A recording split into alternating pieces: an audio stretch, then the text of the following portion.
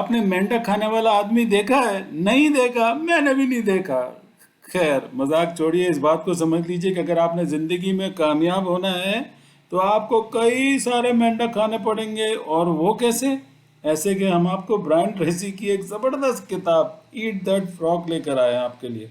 और ये किताब पढ़ना या सुनना कितना ज़रूरी है, इसका अंदाज़ा इस बात से लगा लें कि इसकी 10 मिलियन कॉपीज़ 46 कंट्रीज़ 46 मुल्कों में अब तक बेची जा चुकी हैं। लोग इससे फ़ायदा उठा चुके हैं। अगर आपने तहम्मुल से इस किताब को सुना, अपने नोट्स बनाए और ज़िंदगी में अप्लाई कर दिए तो मेरे दोस्त फिर आपको ज़िंदगी में कामयाब होने से कोई नहीं रोक सकता, कोई नहीं रोक सकता।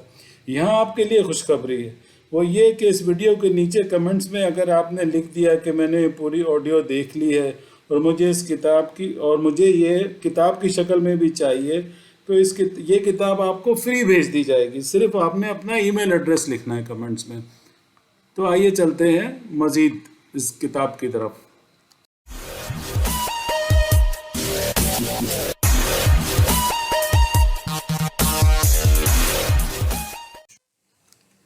Hi, Mohammad Aqib presents Eat That Frog by Brian Tracy.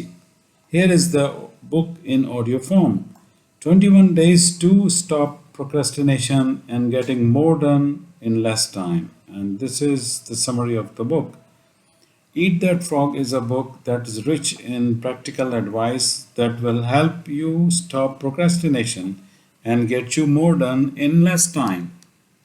Brian Tracy, who calls time management as life management, summarizes the very best ideas and insights on time management into 21 logical, immediately applicable steps.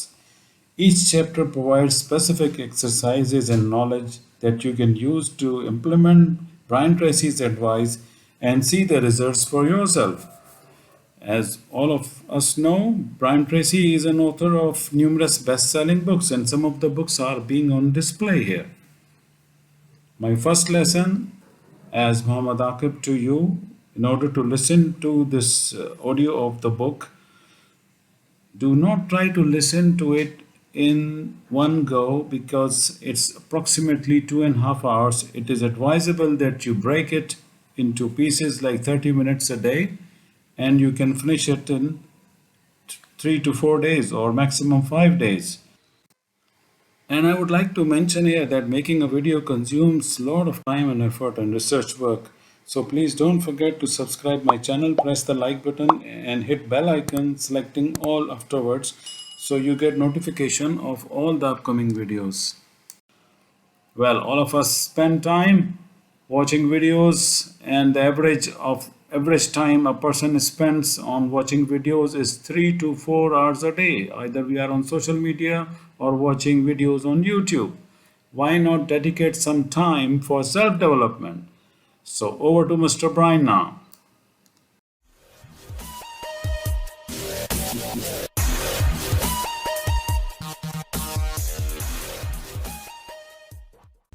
Hello, I'm Brian Tracy.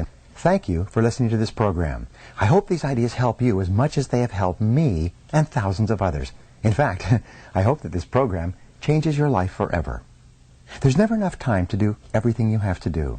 You are literally swamped with work and personal responsibilities, projects, stacks of magazines to read, and piles of books you intend to get to one of these days as soon as you get caught up. But the fact is that you are never going to get caught up. You will never get on top of all your tasks. You will never get far enough ahead to be able to get to all those books, magazines, and leisure time activities that you dream of. And forget about solving your time management problems by becoming more productive. No matter how many personal productivity techniques you master, there will always be more to do than you can ever accomplish in the time you have available to you, no matter how much time it is. You can get control of your time in your life only by changing the way you think, work, and deal with a never-ending river of responsibilities that flows over you each day. You can get control of your tasks and activities only to the degree that you stop doing some things and start spending more time on the few activities that can really make a difference in your life. I've studied time management for more than 30 years. I have immersed myself in the works of Peter Drucker, Alex McKenzie, Alan Lake, and Stephen Covey, and many, many others. I've read hundreds of books and thousands of articles on personal efficiency and effectiveness. This program is the result. Each time I came across a good idea, I tried it out in my own work and personal life. If it worked, I incorporated it into my talks and seminars and taught it to others. Galileo once wrote, "You cannot teach a person something he does not already know. You can only bring what he does know to his awareness." Depending upon your level of knowledge and experience, these ideas may sound familiar. This program will bring them to a higher level of awareness. When you learn these methods and techniques and apply them over and over until they become habits, you will alter the course of your life in a very positive way. Let me tell you a little bit about myself and the origins of this book. I started off in life with few advantages, aside from a curious mind. I did poorly in school and left without graduating. I worked at laboring jobs for several years. My future did not appear particularly promising. As a young man, I got a job on a tramp freighter and went off to see the world. For 8 years I traveled and worked and then traveled some more, eventually visiting more than 80 countries on 5 continents.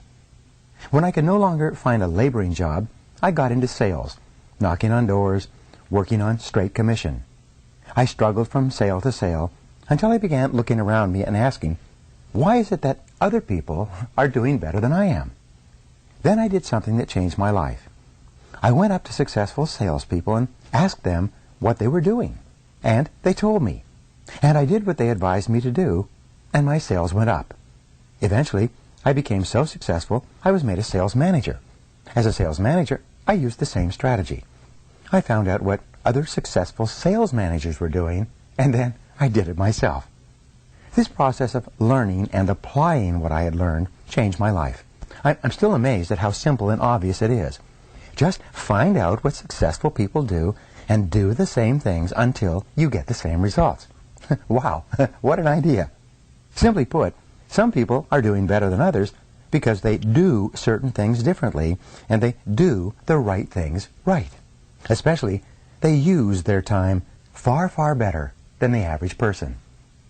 Coming from an unsuccessful background, I had developed deep feelings of inferiority and inadequacy. I had fallen into the mental trap of assuming that people who were doing better than me were actually better than me. What I learned was this. Now, that's not necessarily true. They were just doing things differently, and what they had learned to do, within reason, I could learn as well. This was a great revelation to me. I was both amazed and excited with this discovery. I still am.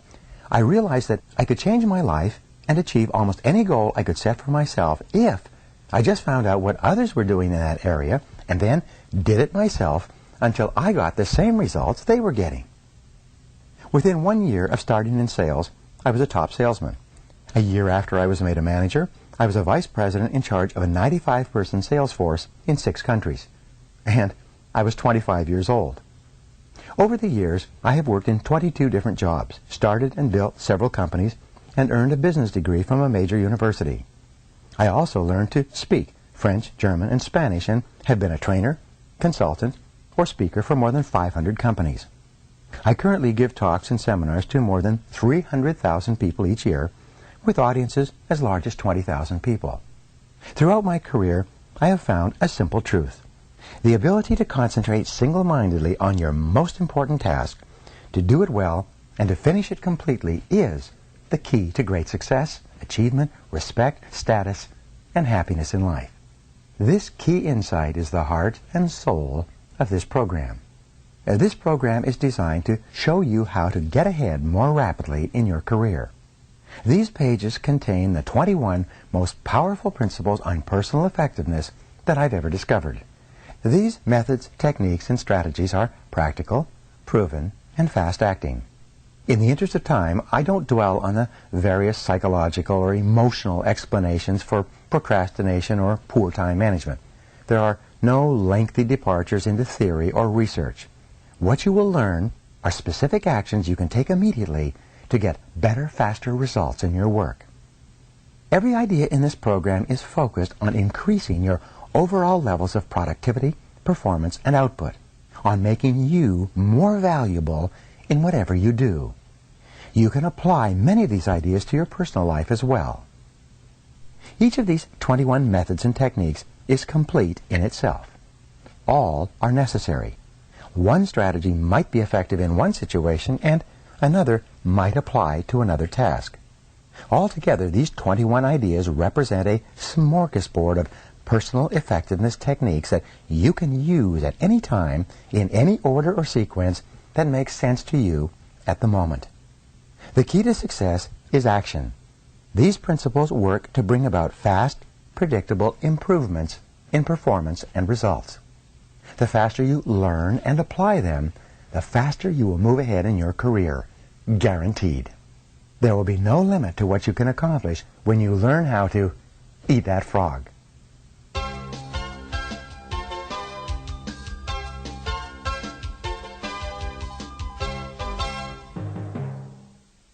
Let me begin by saying this. This is a wonderful time to be alive. There have never been more possibilities and opportunities for you to achieve more of your goals than exist today.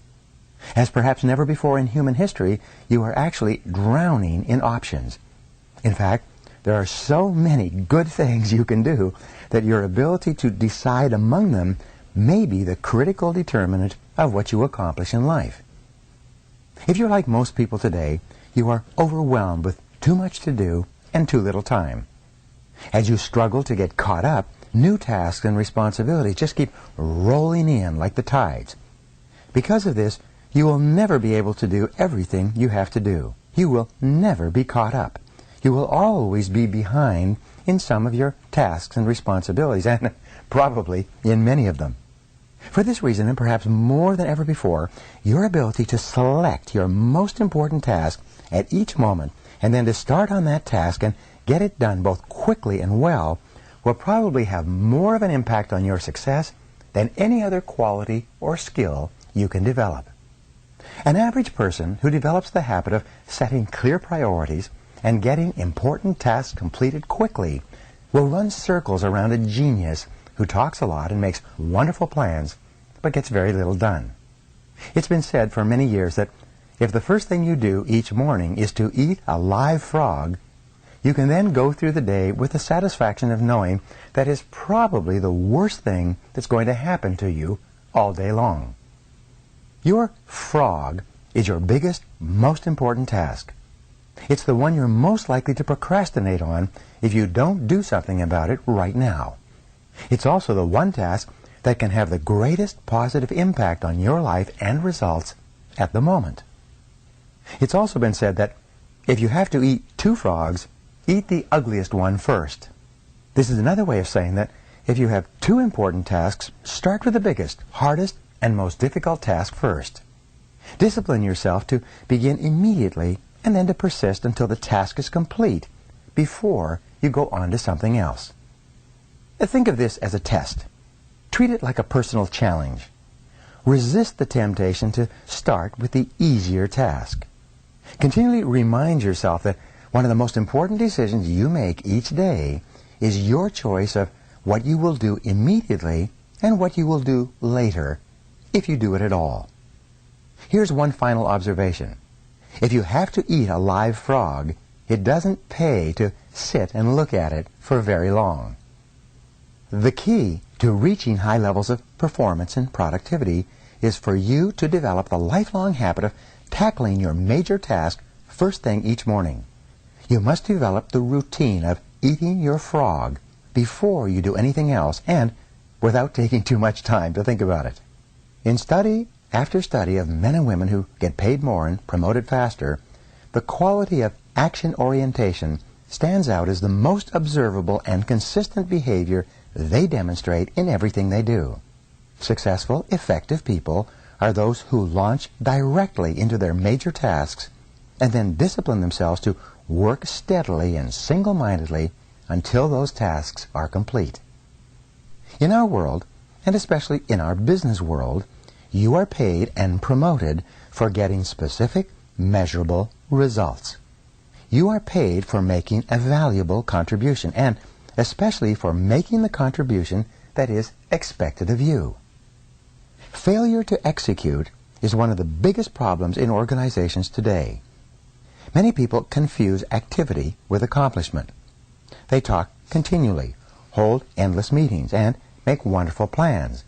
But in the final analysis, no one does the job and gets the results required. Fully 95% of your success in life and work will be determined by the kinds of habits that you develop over time.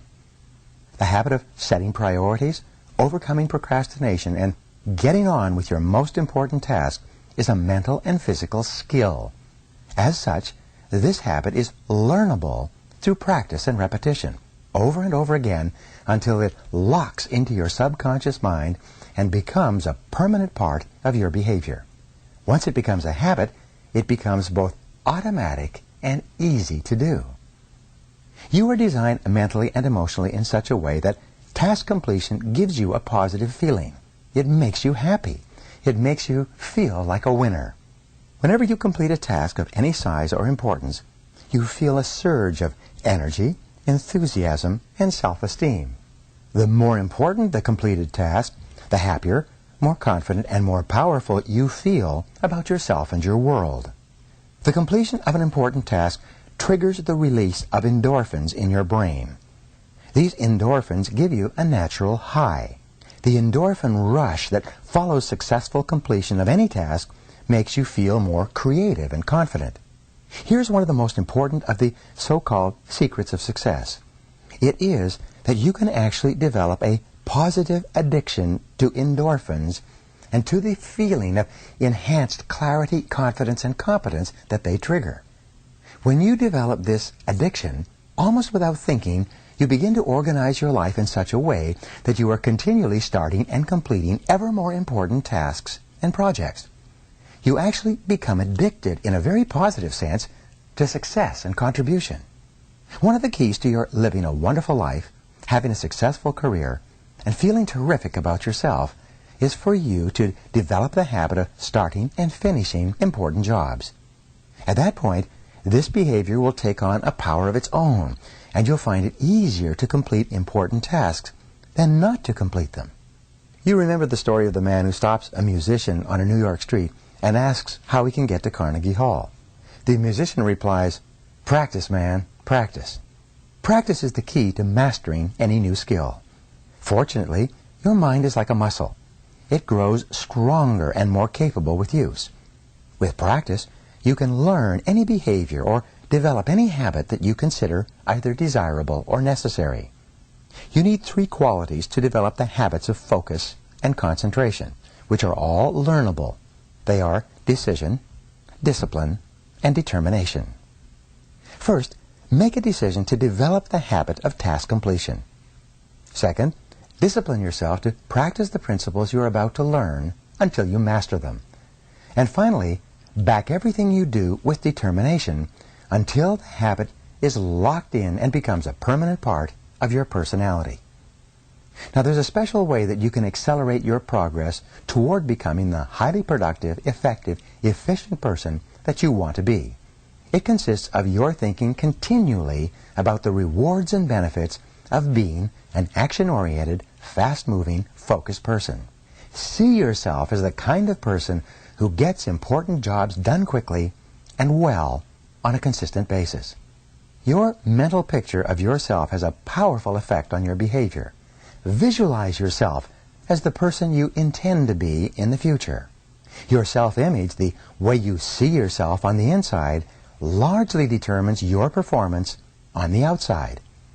As professional speaker Jim Cathcart says, the person you see is the person you will be. You have a virtually unlimited capability to learn and develop new skills, habits, and abilities. When you train yourself through repetition and practice to overcome procrastination and get your most important tasks completed quickly, you will move yourself onto the fast track in your life and career and step on the accelerator. So, let's eat that frog. Chapter 1 is entitled, Set the Table, and it begins with this quote from Napoleon Hill.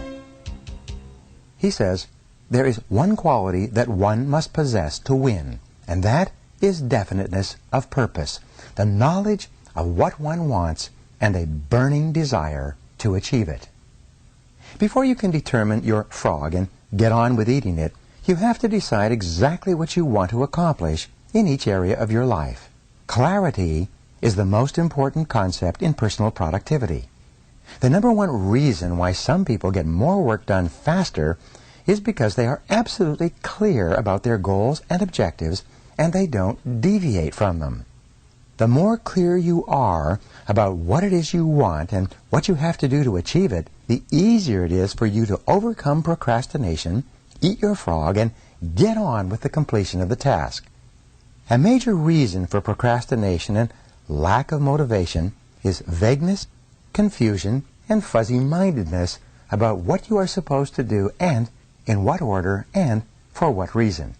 You must avoid this common condition with all your strength by striving for ever greater clarity in everything you do. Here's a great rule for success. Think on paper. Only about 3% of adults have clear written goals. These people accomplish 5 and 10 times as much as people of equal or better education and ability, but who, for whatever reason, have never taken the time to write out exactly what it is they want. There's a powerful formula for setting and achieving goals that you can use for the rest of your life. It consists of 7 simple steps. Taking any one of these steps can double and triple your productivity if you're not currently using it. Many graduates of my training programs have increased their incomes dramatically in a matter of a few years or even a few months with this simple 7-step method. Here it is. Step number 1. Decide exactly what you want. Either decide for yourself or sit down with your boss and discuss your goals and objectives until you are crystal clear about exactly what is expected of you and in what order of priority. It's amazing how many people are working away day after day on low-value tasks because they have not had this critical discussion with their manager. Here's another rule. One of the very worst uses of time is to do something very well that need not be done at all. Stephen Covey says, before you begin scrambling up the ladder of success, make sure that it's leaning against the right building. Step number 2. Write it down.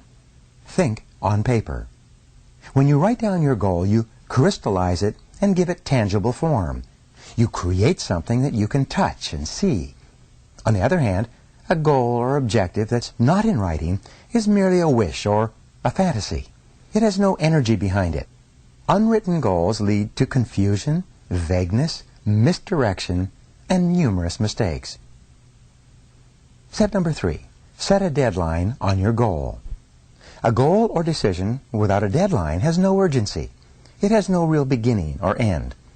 Without a definite deadline accompanied by the assignment or acceptance of specific responsibilities for completion, you will naturally procrastinate and get very little done. Step number 4. Make a list of everything that you can think of that you're going to have to do to achieve your goal. As you think of new activities, add them to your list. Keep building your list until it is complete. A list gives you a visual picture of the larger task or objective. It gives you a track to run on. It dramatically increases the likelihood that you will achieve your goal as you have defined it and on schedule. Step number 5. Organize the list into a plan. Organize your list by priority and sequence. Take a few minutes to decide what you need to do first and what you can do later. Decide what has to be done before something else and what needs to be done afterwards. Even better, lay out your plan visually in the form of a series of boxes and circles on a sheet of paper. You'll be amazed at how much easier it is to achieve your goal when you break it down into individual tasks. With a written goal and an organized plan of action, you will be far more productive and efficient than someone who is carrying his goals around in his mind. Step number 6. Take action on your plan immediately. Do something. Do anything. An average plan vigorously executed is far better than a brilliant plan on which nothing is done. For you to achieve any kind of success, execution is everything. And finally, step number 7. Resolve to do something every single day that moves you toward your major goal. Build this activity into your daily schedule. Read a specific number of pages on a key subject. Call on a specific number of prospects or customers. Engage in a specific period of physical exercise. Learn a certain number of new words in a foreign language. Never miss a day. Keep pushing forward. Once you start moving, keep moving. Don't stop. This decision, this discipline alone can make you one of the most productive and successful people of your generation. Clear written goals have a wonderful effect on your thinking. They motivate you and galvanize you into action. They stimulate your creativity, release your energy, and help you to overcome procrastination as much as any other factor. Goals are the fuel in the furnace of achievement. The bigger your goals and the clearer they are, the more excited you become about achieving them. The more you think about your goals, the greater becomes your inner drive and desire to accomplish them. Think about your goals and review them daily. Every morning when you begin, take action on the most important task you can accomplish to achieve your most important goal at the moment. Now, here's what you can do to put this idea into action immediately. Take a clean sheet of paper right now and make a list of 10 goals that you want to accomplish in the next year. Write your goals as though a year has already passed and they are now a reality. Use the present tense, positive and first person, so that they are immediately accepted by your subconscious mind. For example, you would write, I earn X number of dollars per year, or I weigh X number of pounds, or I drive such and such a car. Present tense, personal, and positive. Then, go back over your list of 10 goals and select the one goal that if you achieved it would have the greatest positive impact on your life. Whatever that goal is, write it on a separate sheet of paper, set a deadline, make a plan, take action on your plan, and then do something every single day that moves you toward that goal. This exercise alone could change your life. Chapter number 2 is entitled, Plan Every Day in Advance. And it begins with this quote from Alan Lakin, which says, Planning is bringing the future into the present so that you can do something about it right now. You've probably heard the old question, how do you eat an elephant? The answer, of course, is one bite at a time. How do you eat your biggest, ugliest frog? The same way. You break it down into specific, step-by-step activities, and then you start on the first one. Your mind, your ability to think, plan, and decide, is your most powerful tool for overcoming procrastination and increasing your productivity. Your ability to set your goals, plan, and take action on them determines the course of your entire life. The very act of thinking and planning unlocks your mental powers, triggers your creativity, and increases your mental and physical energies. Conversely, as Alex McKenzie wrote, action without planning is the cause of every failure. Your ability to plan well in advance of acting is a measure of your overall competence. The better the plan you have, the easier it is for you to overcome procrastination, to get started, to eat your frog, and then to keep going. One of your top goals at work should be for you to get the highest possible return on your investment of mental, emotional, and physical energy. The good news is that every minute spent in planning saves as many as 10 minutes in execution. It takes only about 10 or 12 minutes for you to plan out your day, but this small investment of time will save you at least 2 hours, 100 to 120 minutes in wasted time and diffused effort throughout the day. You may have heard of the 6P formula for time management. It says, proper prior planning prevents poor performance. When you consider how helpful planning can be in increasing your productivity and performance, it is amazing how few people practice it every single day. And planning is really quite simple to do. All you need is a piece of paper and a pen. The most sophisticated Palm Pilot, computer program, or time planner is based on the same principle. You're sitting down and making a list of everything you have to do before you begin. Always work from a list. When something new comes up, add it to the list before you do it. You can increase your productivity and output by 25% or more from the very first day that you begin working consistently from a list. Make your list the night before, at the end of the workday. Move everything that you've not yet accomplished onto your list for the coming day, and then add everything that you have to do the next day. When you make your list the night before, your subconscious mind works on your list all night long while you sleep. Often, you will wake up with great ideas and insights that you can use to get your job done faster and better than you had initially thought. The more time you take to make written lists of everything you have to do in advance, the more effective and efficient you will be. Now, you need different lists for different purposes. First, you should create a master list on which you write down everything that you can think of that you want to do sometime in the future. This is the place where you capture every idea that comes to you and every new task or responsibility that comes up. You can sort out the items later.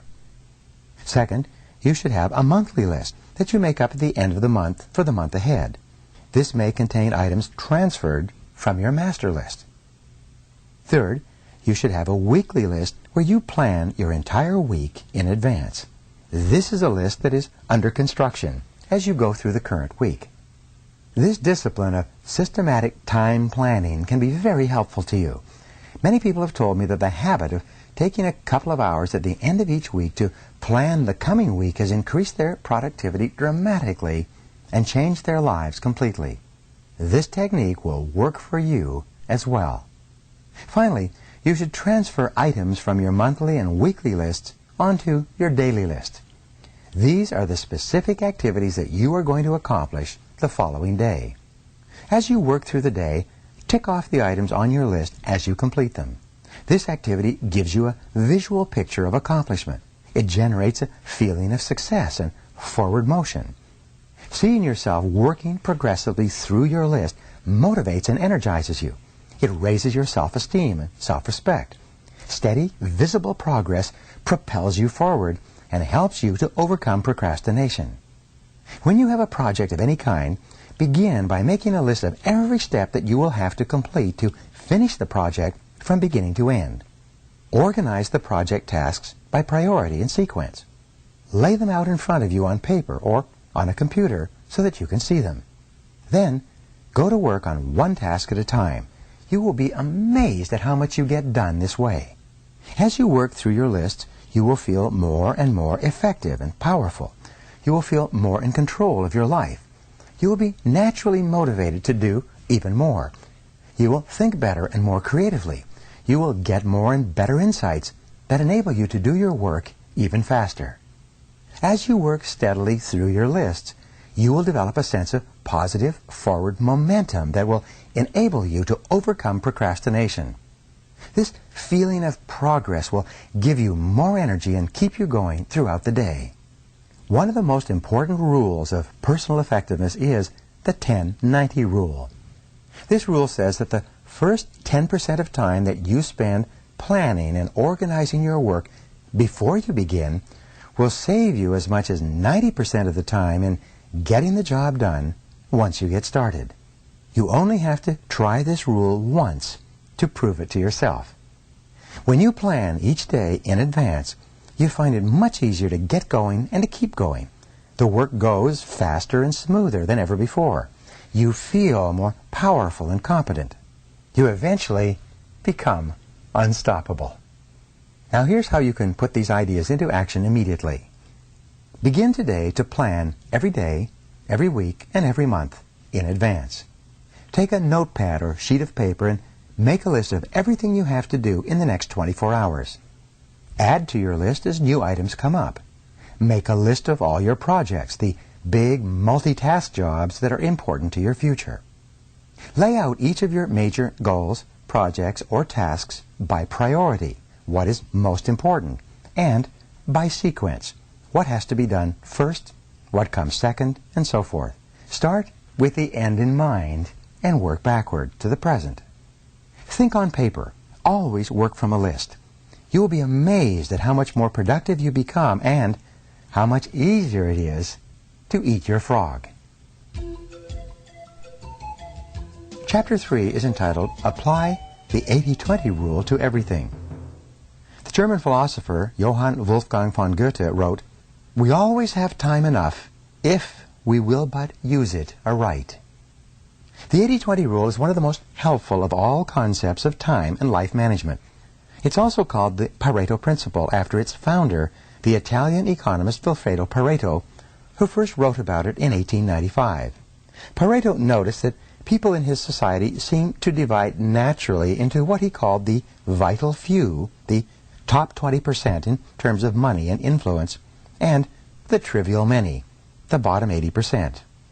He later discovered that virtually all economic activity was subject to this Pareto principle as well. For example, this rule says that 20% of your activities will account for 80% of your results. 20% of your customers will account for 80% of your sales. 20% of your products or services will account for 80% of your profits. 20% of your tasks will account for 80% of the value of what you do, and so on. This means that if you have a list of 10 items to do today, 2 of those items will turn out to be worth as much or more than all the other 8 items put together. Here's an interesting discovery. Each of these tasks may take the same amount of time to accomplish, but 1 or 2 of these tasks will contribute 5 or 10 times the value of any of the others. Often, one item on a list of 10 tasks that you have to do can be worth more than all the other 9 items put together.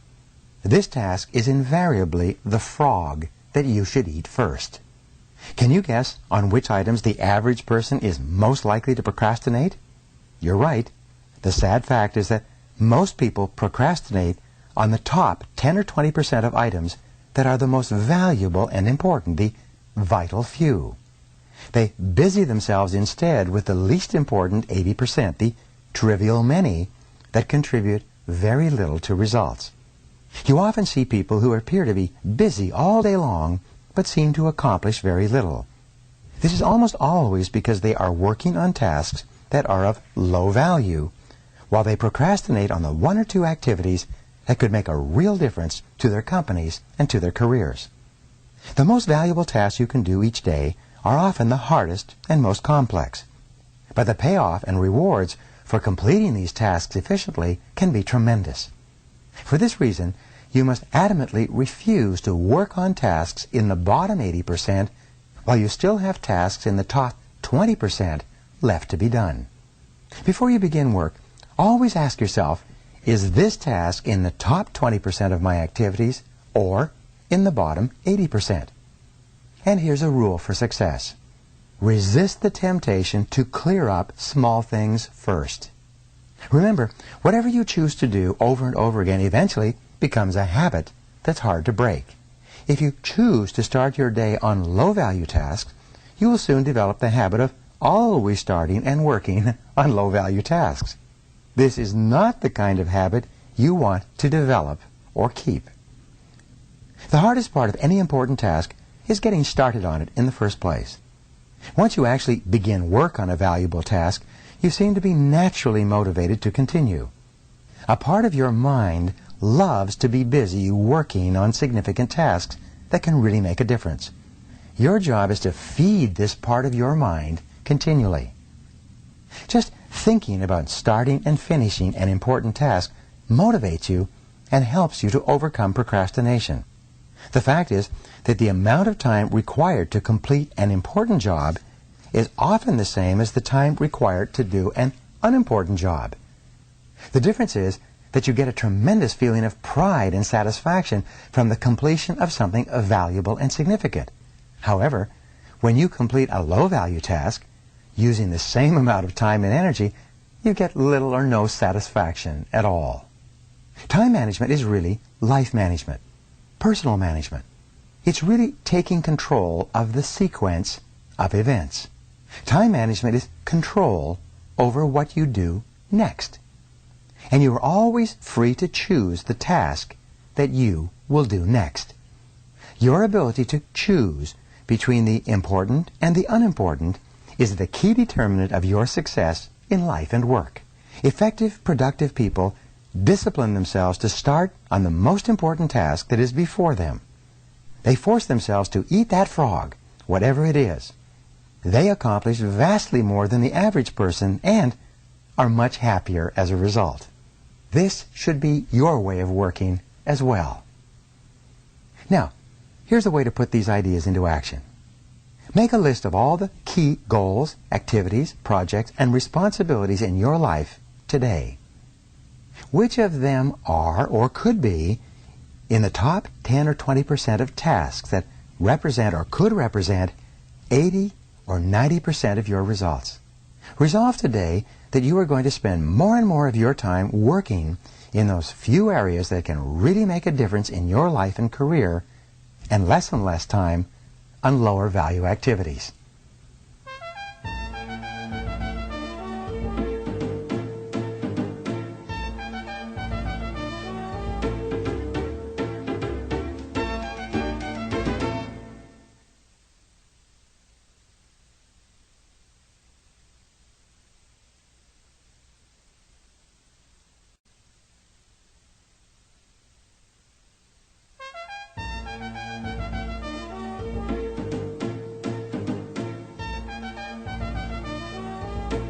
Chapter 4 is entitled, Consider the Consequences. And here's a great quote from Orison Swett Marden. He said, "Every man has become great, every successful man has succeeded in proportion as he has confined his powers to one particular channel.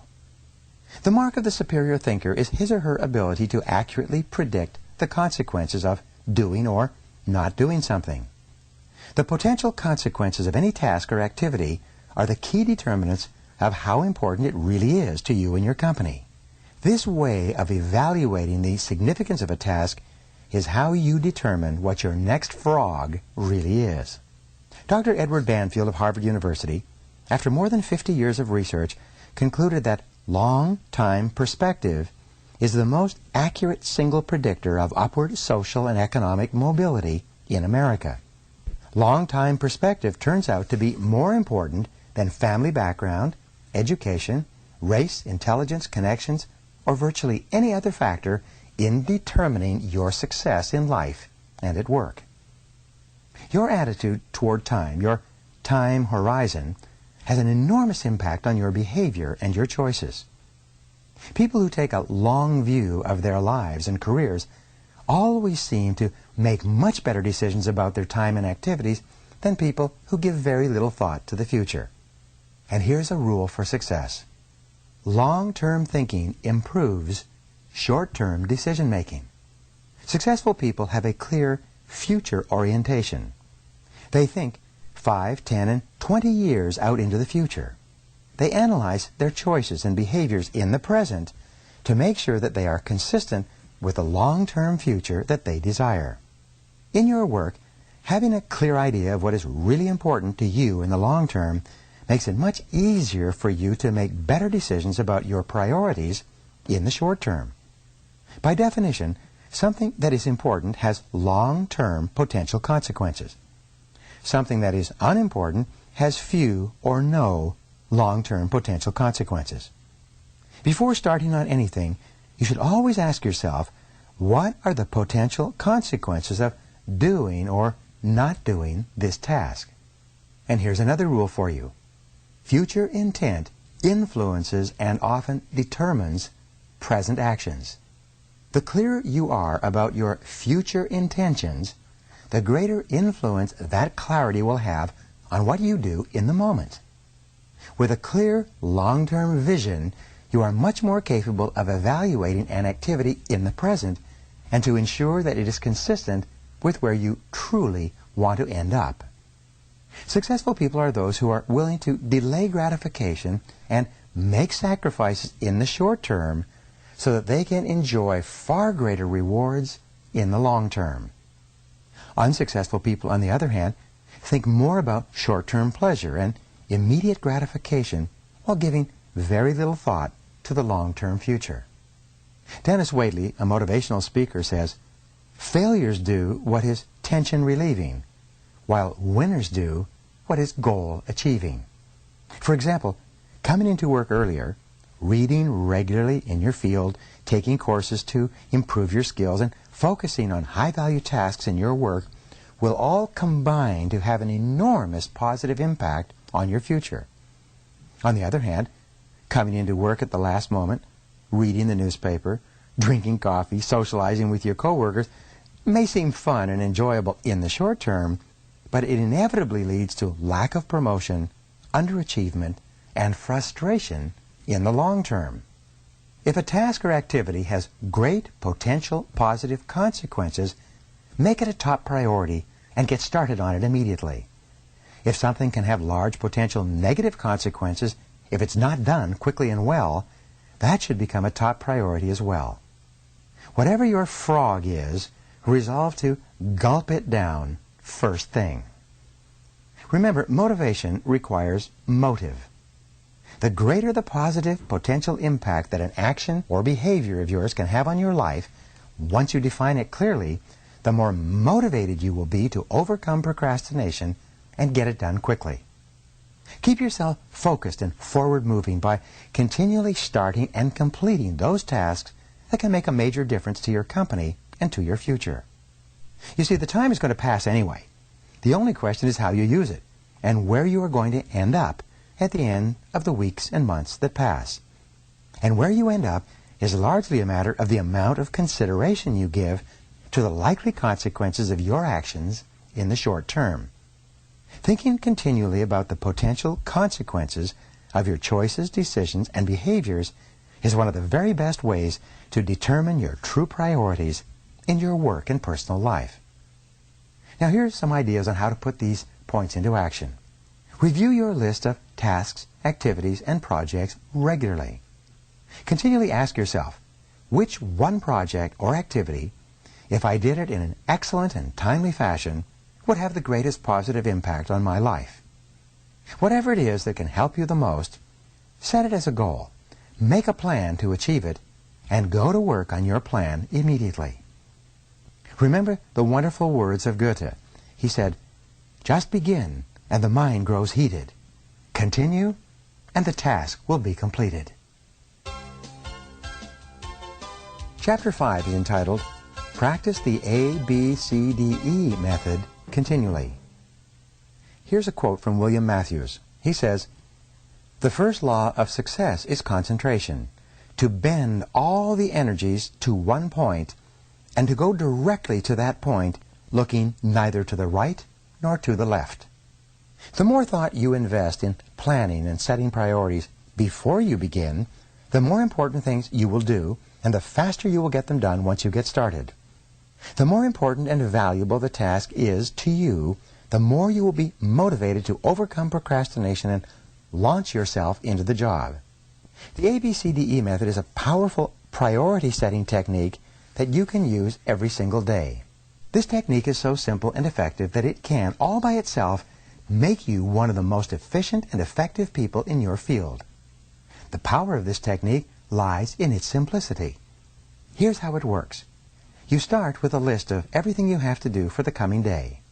Think on paper. You then place an A, B, C, D, or E before each item on your list before you begin the first task. An A item is defined as something that is very important, something that you must do or else face serious consequences. An A item on your list might be visiting a key customer or finishing a report for your boss that she needs for an upcoming board meeting. These items are the frogs of your life. If you have more than one A task, you prioritize these tasks by writing A1, A2, A3, and so on in front of each item. Your A1 task is your biggest, ugliest frog of all. A B item is defined as a task that you should do, but it has only mild consequences. These items are the tadpoles of your work life. This means that someone may be unhappy or inconvenienced if you don't do one of these tasks, but it is nowhere as important as an A task. Returning an unimportant telephone message or reviewing your email would be a B task. The rule is that you should never do a B task when there is an A task left undone. You should never be distracted by a tadpole when a big frog is sitting there waiting to be eaten. A C task is defined as something that would be nice to do, but for which there are no consequences at all, whether you do it or not. C tasks include phoning a friend, having coffee or lunch with a coworker, or completing some personal business during work hours. This sort of activity has no effect at all on your career or work life. A D task is defined as something you can delegate to someone else. The rule is that you should delegate everything that anyone else can do so that you can free up more time for the A tasks that only you can do. An E task in the ABCDE method is defined as something that you can eliminate altogether, and it won't make any real difference. This may be a task that was important to you at one time, but is no longer relevant to yourself or anyone else. Often it's something you continue to do out of habit or because you enjoy it. After you have applied the ABCDE method to your list, you will be completely organized and ready to get more important things done faster. The key to making this ABCDE method work is for you to now discipline yourself to start immediately on your A1 task and then to stay at it until it's complete. Use your willpower to get going and stay going on this one job, the most important single task you could possibly be doing. Eat the whole frog and don't stop until it's finished completely. Your ability to think through and analyze your work list and determine your A1 task is the springboard to higher levels of accomplishment and greater self-esteem, self-respect, and personal pride. When you develop the habit of concentrating on your A1 most important activity, on eating your frog, you will start getting more done than any 2 or 3 people around you. Now here's how you can put these ideas into action. Review your list right now and put an A, B, C, D, or E next to each task or activity. Select your A1 job or project and begin working on it immediately. Discipline yourself to do nothing else until this one job is complete. Practice this ABCDE method every day and on every work or project list before you begin work for the next month. By that time, you will have developed the habit of setting and working on your highest priority tasks, and your future will be assured. Chapter 6 is entitled, Focus on Key Result Areas. Norman Vincent Peale once wrote, "When every physical and mental resource is focused, one's power to solve a problem multiplies tremendously." Here's the question. Why am I on the payroll?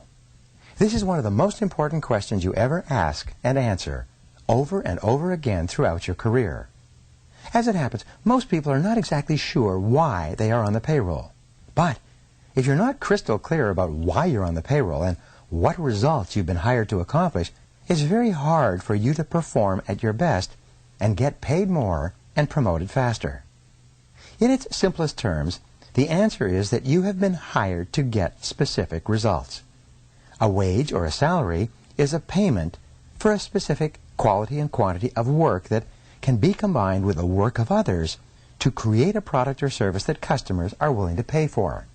Each job can be broken down into about 5 to 7 key result areas, seldom more. These are the results that you absolutely positively have to get to fulfill your responsibilities and make your maximum contribution to your organization.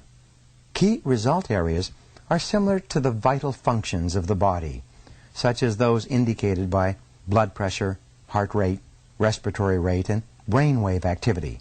An absence of any one of these vital functions leads to the death of the organism.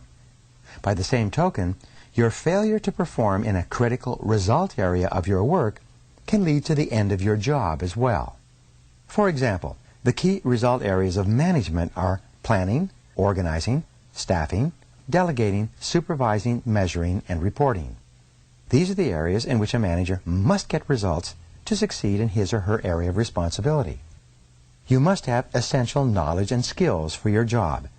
These demands are continually changing.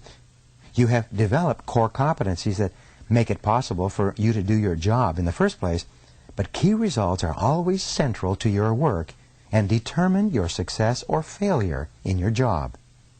A key result area is something that you must achieve to succeed at your job. It's a task area for which you are completely responsible. If you don't do it, it will not be done by someone else. A key result area is an activity that is under your control.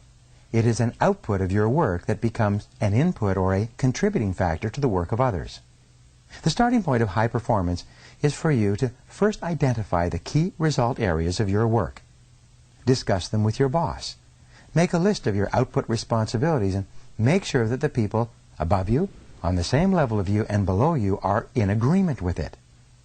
For example, for a salesperson, prospecting and opening new accounts is a key result area. This activity is the key to the entire sales process. Closing a sale is another key result area. When the sale is made, it triggers the activities of many other people to produce and deliver the product or service. For a company owner or key executive, negotiating a bank loan is a key result area. Hiring the right people and delegating effectively are both key result areas. For a secretary or receptionist, typing a letter or answering the phone and transferring the caller quickly and efficiently are defined as key result areas. People's ability to perform these tasks quickly and well largely determines their pay and promotability. Once you have determined your key result areas, the second step is for you to grade yourself on a scale of 1 to 10 in each of these areas. Where are you strong? And where are you weak? Where are you getting excellent results? And where are you underperforming? Here's the rule. Your weakest key result area sets the height at which you can use all your other skills and abilities. This rule says that you could be exceptional in 6 out of 7 of your key result areas, but really poor in the 7th, and your poor performance in the 7th area will hold you back and determine how much you achieve with all your other skills. This weakness will act as a drag on your effectiveness and be a constant source of friction and frustration. For example, delegating is a key result area for a manager. This skill is the key leverage point that enables a manager to manage, to get results through others. A manager who cannot delegate properly is held back from using all of his or her other skills at their maximum level of effectiveness. Poor delegation skills alone can lead to failure in the job. One of the major reasons for procrastination and delay in the workplace is that people avoid jobs and activities in those areas where they have performed poorly in the past. Instead of setting a goal and making a plan to improve in a particular area, most people avoid that area altogether, which just makes the situation worse. The reverse of this is that the better you become in a particular skill area, the more motivated you will be to perform that function, the less you will procrastinate, and the more determined you will be to get it finished. The fact is that everybody has both strengths and weaknesses. Refuse to rationalize, justify, or defend your areas of weakness. Instead, identify them clearly. Set a goal and make a plan to become very good in each of those areas. Just think, you may be only one critical skill away from top performance in your job. Here's one of the greatest questions you will ever ask and answer. It's this: what one skill, if I developed and did it in an excellent fashion, would have the greatest positive impact on my career? Let me repeat that. What one skill, if you developed and did it in an excellent fashion, would have the greatest positive impact on your career? You should use this question to guide your career for the rest of your life. Look into yourself for the answer. You probably know what it is. Ask your boss this question. Ask your coworkers. Ask your friends and your family. Whatever the answer is, find out and then go to work to bring up your performance in this area. The good news is that all business skills are learnable. If anyone else is excellent at a particular key result area, this is proof that you can become excellent as well if you decide to. One of the fastest and best ways to stop procrastinating and get more things done faster is for you to become absolutely excellent in your key result areas. This can be as important as anything else you do in your life and career. Here's how you can put these ideas to work immediately. Identify the key result areas of your work. What are they? Write down the key results you have to achieve to do your job in an excellent fashion. Give yourself a grade from 1 to 10 on each one. And then determine the one key skill that, if you did it in an excellent manner, would help you the most in your work right now. Take this list to your boss and discuss it with him or her. Invite honest feedback and appraisal. You can only get better when you are open to the constructive inputs of other people. Discuss your results with your staff and coworkers. Talk them over with your spouse. Make a habit of doing this analysis regularly for the rest of your career. Never stop improving. This decision alone can change your life. Chapter 7 is called Obey the Law of Forced Efficiency. Komar once wrote, "Concentration in its truest, unadulterated form means the ability to focus the mind on one single solitary thing." The law of forced efficiency says that there's never enough time to do everything, but there's always enough time to do the most important thing. Put another way, you cannot eat every tadpole and frog in the pond, but you can eat the biggest and ugliest one, and that will be enough, at least for the time being. When you run out of time, and the consequences for not completing a key task or project can be really serious, you always seem to find the time to get it done, often at the very last minute. You start early, you stay late, and you drive yourself to complete the job rather than to face the negative consequences that would follow if you didn't complete it within the time limit. So here's a rule for you. There will never be enough time to do everything you have to do. The fact is that the average person today is working at 110 to 130% of capacity. And the jobs and responsibilities just keep piling up. All of us have stacks of reading material that we still have to go through. One study concluded recently that the average executive has 300 to 400 hours of reading and projects backlogged at home and at the office. What this means is that you will never be caught up. So get that thought out of your mind. All you can hope for is to be on top of your most important responsibilities. The others will just have to wait. Many people say that they work better under the pressure of deadlines. Unfortunately, years of research indicate that this is seldom true. Under the pressure of deadlines, which are often self-created through procrastination and delay, people suffer greater stress, make more mistakes, and have to redo more tasks than under any other conditions. Often, the mistakes that are made when people are working to meet tight deadlines lead to defects and cost overruns that lead to substantial financial losses in the long term. Sometimes the job actually takes much longer to complete when people rush to get the job done at the last minute, and then they have to redo it. You can use 3 questions on a regular basis to keep yourself focused on getting your most important tasks completed on schedule. The first question is, what are my highest value activities? Put another way, what are the biggest frogs that you have to eat to make the greatest contribution to your organization, to your family, to your life in general? This is one of the most important questions you can ever ask and answer. What are your highest value activities? First, think this through for yourself. Then, ask your boss. Ask your coworkers and subordinates. Ask your friends and family. Like focusing the lens of a camera, you must be crystal clear about your highest value activities before you begin work. The second question you can ask yourself continually is, what can I and only I do that, if done well, will make a real difference? This question comes from Peter Drucker, the management guru. It's one of the best of all questions for achieving personal effectiveness. What can you and only you do that, if done well, will make a real difference? This refers to something that only you can do. If you don't do it, it won't be done by someone else. But if you do it, and you do it well, it can really make a difference to your life and your career. What is it? What is your frog in your work? Every hour of every day, You can ask yourself this question, and there will always be a specific answer. Your job is to be clear about the answer, and then to start and work on this task before anything else. The third question you can ask is, what is the most valuable use of my time right now? In other words, what is my biggest frog of all at this moment? This is the core question of time management.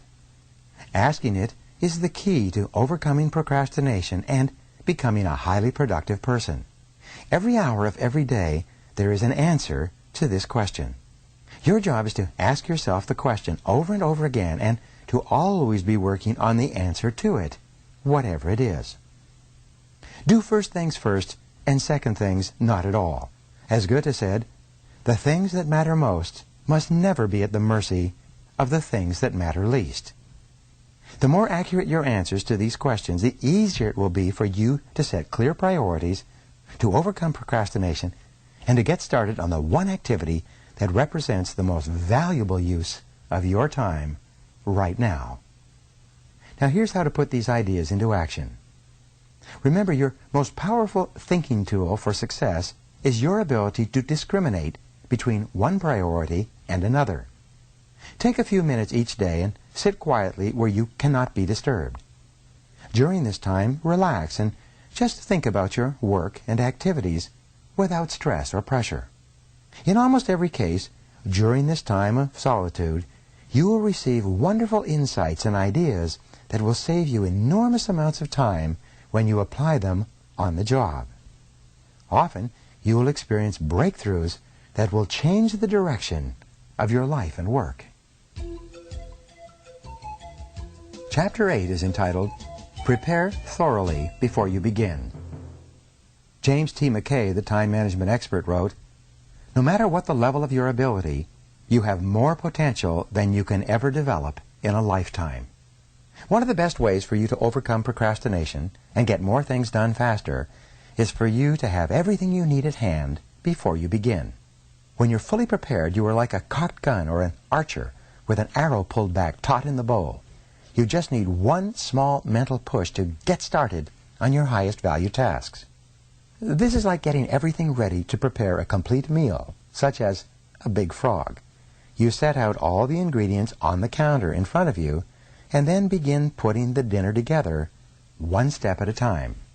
Begin by clearing off your desk or workspace so that you have only one task in front of you. If necessary, put everything on the floor or on the table behind you. Gather all the information, reports, details, papers, and work materials that you will require to complete the job. Have them at hand so that you can reach them without getting up or moving very much. Be sure that you have all writing materials, computer disks, access codes, email addresses, and everything else you need to start and continue working until the job is done. Set up your work area so that it is comfortable, attractive, and conducive to working for long periods. Especially, make sure that you have a comfortable chair that supports your back and allows your feet to sit flat on the floor. The most productive people take the time to create a work area where they enjoy spending time. The cleaner and neater your work area before you begin, the easier it is for you to get started and keep going. One of the great techniques for overcoming procrastination, eating frogs, is for you to get everything completely ready to work in advance. When everything is laid out in order and sequence, you feel much more like getting on with the job. It's amazing how many books never get written, how many degrees never get completed, how many life-changing tasks never get started because people fail to take the first step of preparing everything in advance. Los Angeles, for example, attracts people from all over America who dream of writing a successful movie script and selling it to one of the studios in the area. They move to Los Angeles and work at low-level jobs for years while they dream of writing and selling a popular script. Recently, the Los Angeles Times sent a reporter out onto Wilshire Boulevard to interview passers-by. When people came along, he asked them one question: "How's your script coming?" 3 out of 4 passers-by replied, "Almost done." The sad fact is that almost done probably meant not yet started. Don't let this happen to you. When you sit down with everything in front of you ready to go, assume the body language of high performance. Sit up straight, sit forward and away from the back of the chair. Carry yourself as though you are an efficient, effective, high-performing personality. Then, pick up the first item and say to yourself, "Let's get to work," and plunge in. And once you've started, keep going until the job is finished. Here's an exercise for you. Take a good look at your desk or office, both at home and at the office.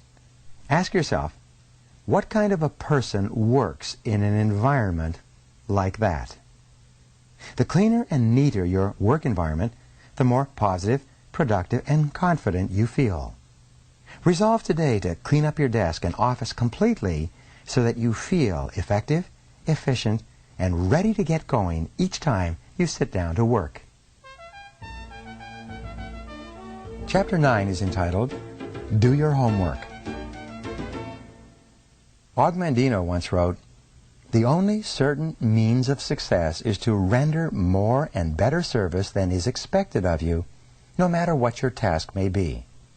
Doing your homework is one of the most important personal productivity principles of all. Learn what you need to learn so that you can do your work in an excellent fashion.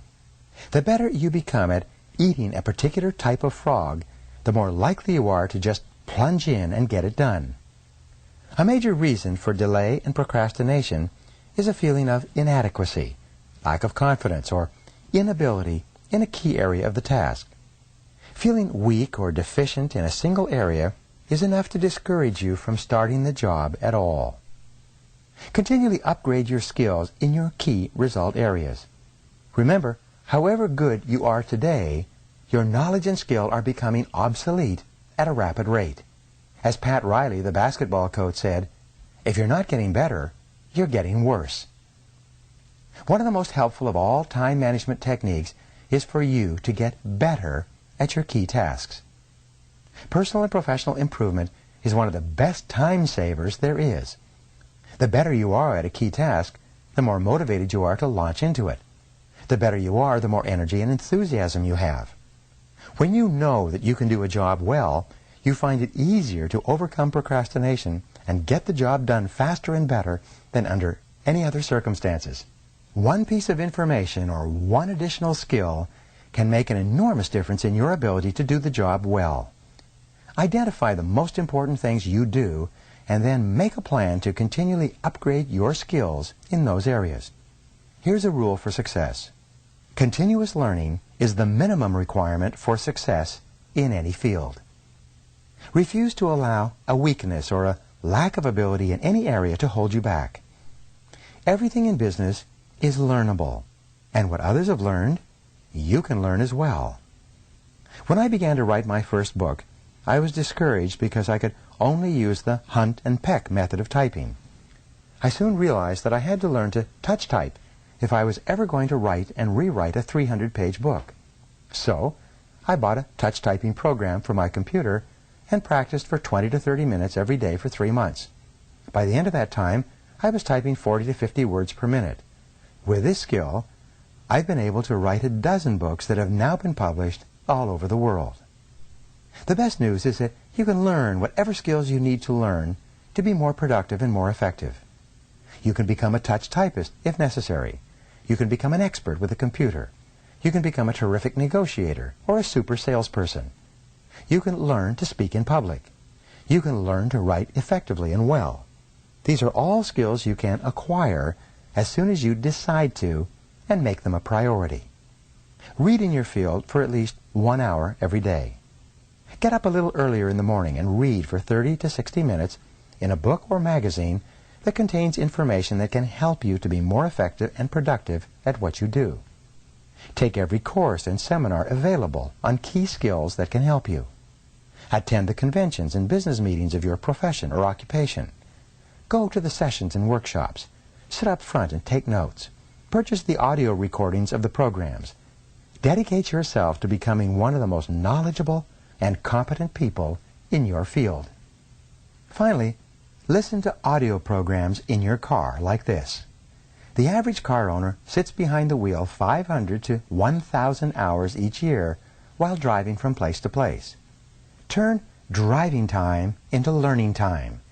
You can become one of the smartest, most capable, and highest paid people in your field simply by listening to educational audio programs as you drive around. The more you learn and know, the more confident and motivated you feel. The better you become, the more capable you will be of doing even more in your field. The more you learn, the more you can learn. Just as you can build your physical muscles through physical exercise, you can build your mental muscles with mental exercise. And there is no limit to how far or how fast you can advance except for the limits you place on your imagination. So here's an exercise that you can engage in immediately. Resolve today to become a do-it-to-yourself project. Become a lifelong student of your craft. School is never out for the professional. What are the key skills that can help you the most to achieve better and faster results? What are the core competencies that you will need to have in the future to lead your field? Whatever they are, set a goal, make a plan, and begin developing and increasing your ability in those areas. Resolve to be the very best at what you do. This is one of the greatest time management techniques of all.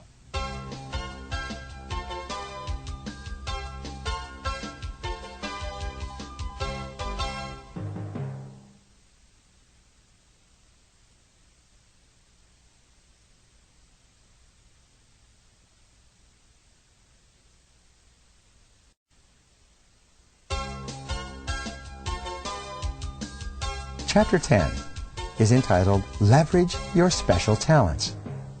Dean Briggs of Harvard once wrote, "Do your work, not just your work and no more, but a little more for the lavishing sake, that little more that is worth all the rest."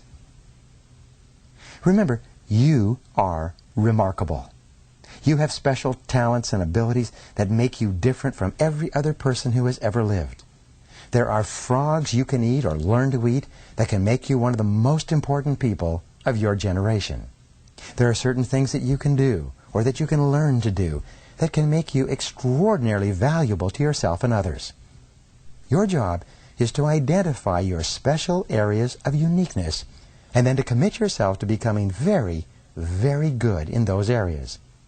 Your most valuable asset in terms of cash flow is your earning ability.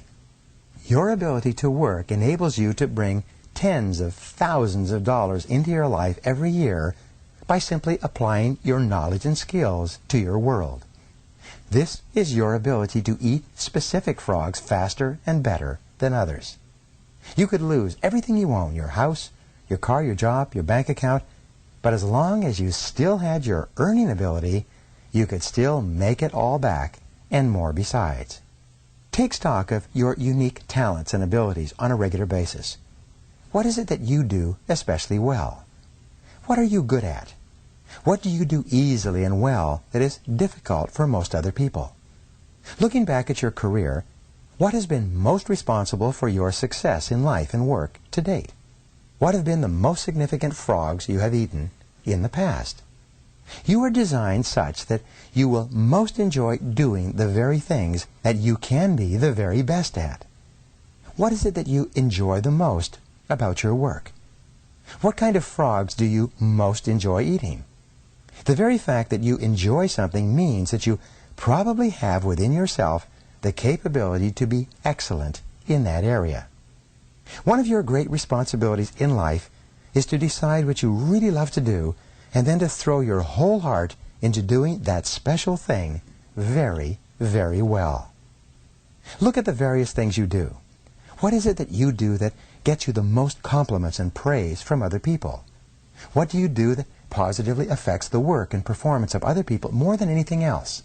Successful people are invariably those who have taken the time to identify what they do well and most enjoy. They know what they do that really makes a difference in their work, and they then concentrate on that task or area of activity exclusively. You should always focus your best energies and abilities in starting and completing those tasks where your unique talents and abilities enable you to do them well and make a significant contribution. You cannot do everything, but you can do those few things in which you excel, the few things that can really make a difference. Here's how to put these ideas into action. Continually ask yourself these key questions. What am I really good at? What do I enjoy the most about my work? What has been most responsible for my success in the past? If I could do any job at all, what job would it be? If you won the lottery or otherwise came into an enormous amount of money and you could choose any job or any part of any job to do for the indefinite future, what work would you choose? What sort of preparation would you have to engage in to be able to do that work in an excellent fashion? Whatever your answer, get started today. Chapter 11 is entitled, Identify Your Key Constraints. Alexander Graham Bell once wrote, "Concentrate all your thoughts on the task at hand. The sun's rays do not burn until brought to a focus." So what is holding you back? What sets the speed at which you achieve your goals? What determines how fast you move from where you are to where you want to go? What stops you or holds you back from eating the frogs that can really make a difference? Why aren't you at your goal already? These are some of the most important questions you will ever ask and answer on your way to achieving high levels of personal productivity and effectiveness. Whatever you have to do, there's always a limiting factor that determines how quickly and well you get it done. Your job is to study the task and identify the limiting factor or constraint within it. You must then focus all of your energies on alleviating that single choke point. In virtually every task, large or small, one factor sets the speed at which you achieve the goal or complete the job. What is it? Concentrate your mental energies on that one key area. This can be the most valuable use of your time and talents. This factor may be a person whose help or decision you need, a resource that you require, a weakness in some part of your organization, or something else. But the limiting factor is always there, and it is always your job to find it. For example, the purpose of a business is to create and keep customers. By doing this in sufficient quantities, the company makes a profit and continues to grow and flourish. In every business, there is a limiting factor or choke point that determines how quickly and well the company achieves its purpose. It may be the marketing, the level of sales, or the sales force itself. It may be the costs of operation or the methods of production. It may be the level of cash flow or costs. The success of the company may be determined by the competition, the customers, or the current marketplace. One of these factors, more than anything else, determines how quickly the company achieves its goals of growth and profitability. What is it? The accurate identification of the limiting factor in any process and the focus on that factor can usually bring about more progress in a shorter period of time than any other single activity.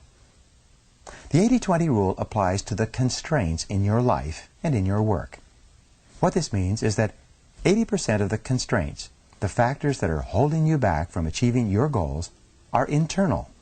They are within yourself, within your own personal qualities, abilities, habits, disciplines, or competencies. Only 20% of the limiting factors are external to you or to your organization. Your key constraint can be something small and not particularly obvious. Sometimes it requires that you make a list of every step in the process and examine every activity to determine exactly what is holding you back. Sometimes it can be a single negative perception or objection on the part of the customers that is slowing down the entire sales process. Sometimes it is the absence of a single feature that is holding back the growth of sales of a product or service line. Look into your company honestly. Look within your boss, your coworkers, and members of your staff to see if there's a key weakness that is holding you or the company back, that is acting as a brake on the achievement of your key goals. In your own life, you must have the honesty to look deeply into yourself for the limiting factor or limiting skill that sets the speed at which you achieve your personal goals. Successful people always begin the analysis of constraints by asking the question, what is it in me that is holding me back? They accept complete responsibility and look to themselves for both the cause and the cure of their problems. Keep asking, what sets the speed at which I get the results I want? The definition of the constraint determines the strategy that you use to alleviate it. The failure to identify the correct constraint or the identification of the wrong constraint can lead you in the wrong direction. You can end up solving the wrong problem. A major corporation, a client of mine, was experiencing declining sales. The corporation's leaders concluded that the major constraint was the sales force and sales management. They spent an enormous amount of time reorganizing the management and retraining the salespeople. They later found that the primary reason that sales were down was a mistake made by an accountant who had accidentally priced their products too high relative to their competition in the marketplace. Once the company revamped its pricing, sales went back up and the business returned to profitability. Behind every constraint or choke point, once it's located and alleviated successfully, you'll find another constraint or limiting factor. Whether it's getting to work on time in the morning or building a successful career, there are always limiting factors and bottlenecks that set the speed of your progress. Your job is to find them and to focus your energies on alleviating them as quickly as possible. Starting off your day with the removal of a key bottleneck or constraint fills you full of energy and personal power. It propels you into following through and completing the job. And there's always a limiting factor. Often a key constraint or limiting factor is the most important frog you could eat at that moment. Now here's an exercise for you. Identify your most important goal in life today. What is it? What one goal, if you achieved it, would have the greatest positive effect on your life? What one career accomplishment would have the greatest positive impact on your work life? Once you're clear about your major goal, ask yourself, what sets the speed at which I accomplish this goal? Why don't I have it already? What is it in me that is holding me back?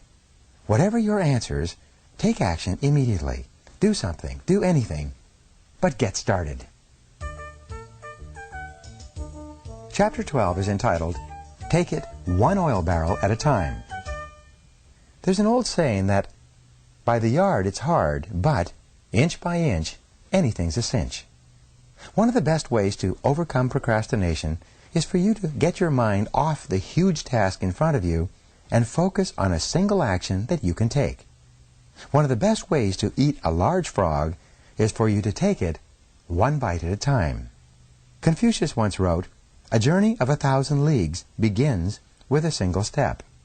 This is a great strategy for overcoming procrastination and getting more things done faster. Many years ago, I crossed the heart of the Sahara Desert, the Tenerife, deep in modern-day Algeria. By that time, the desert had been abandoned by the French for years, and the original refueling stations were empty and shuttered. The desert was 500 miles across in a single stretch, without water, food, a blade of grass, or even a fly. It was totally flat, like a broad, yellow sand parking lot that stretched to the horizon in all directions. More than 1,300 people had perished in the crossing of that stretch of the Sahara in previous years. Often, drifting sands had obliterated the track across the desert, and the travelers had gotten lost in the night. To counter the lack of features in the terrain, the French had marked the track with black 55-gallon oil drums 5 kilometers apart, exactly the distance to the horizon, where the earth curved away as you crossed that flat wasteland. Because of this, wherever we were in the daytime, we could see 2 oil barrels, the one we had just passed and the one 5 kilometers ahead. And that was enough. All we had to do was steer toward the next oil barrel.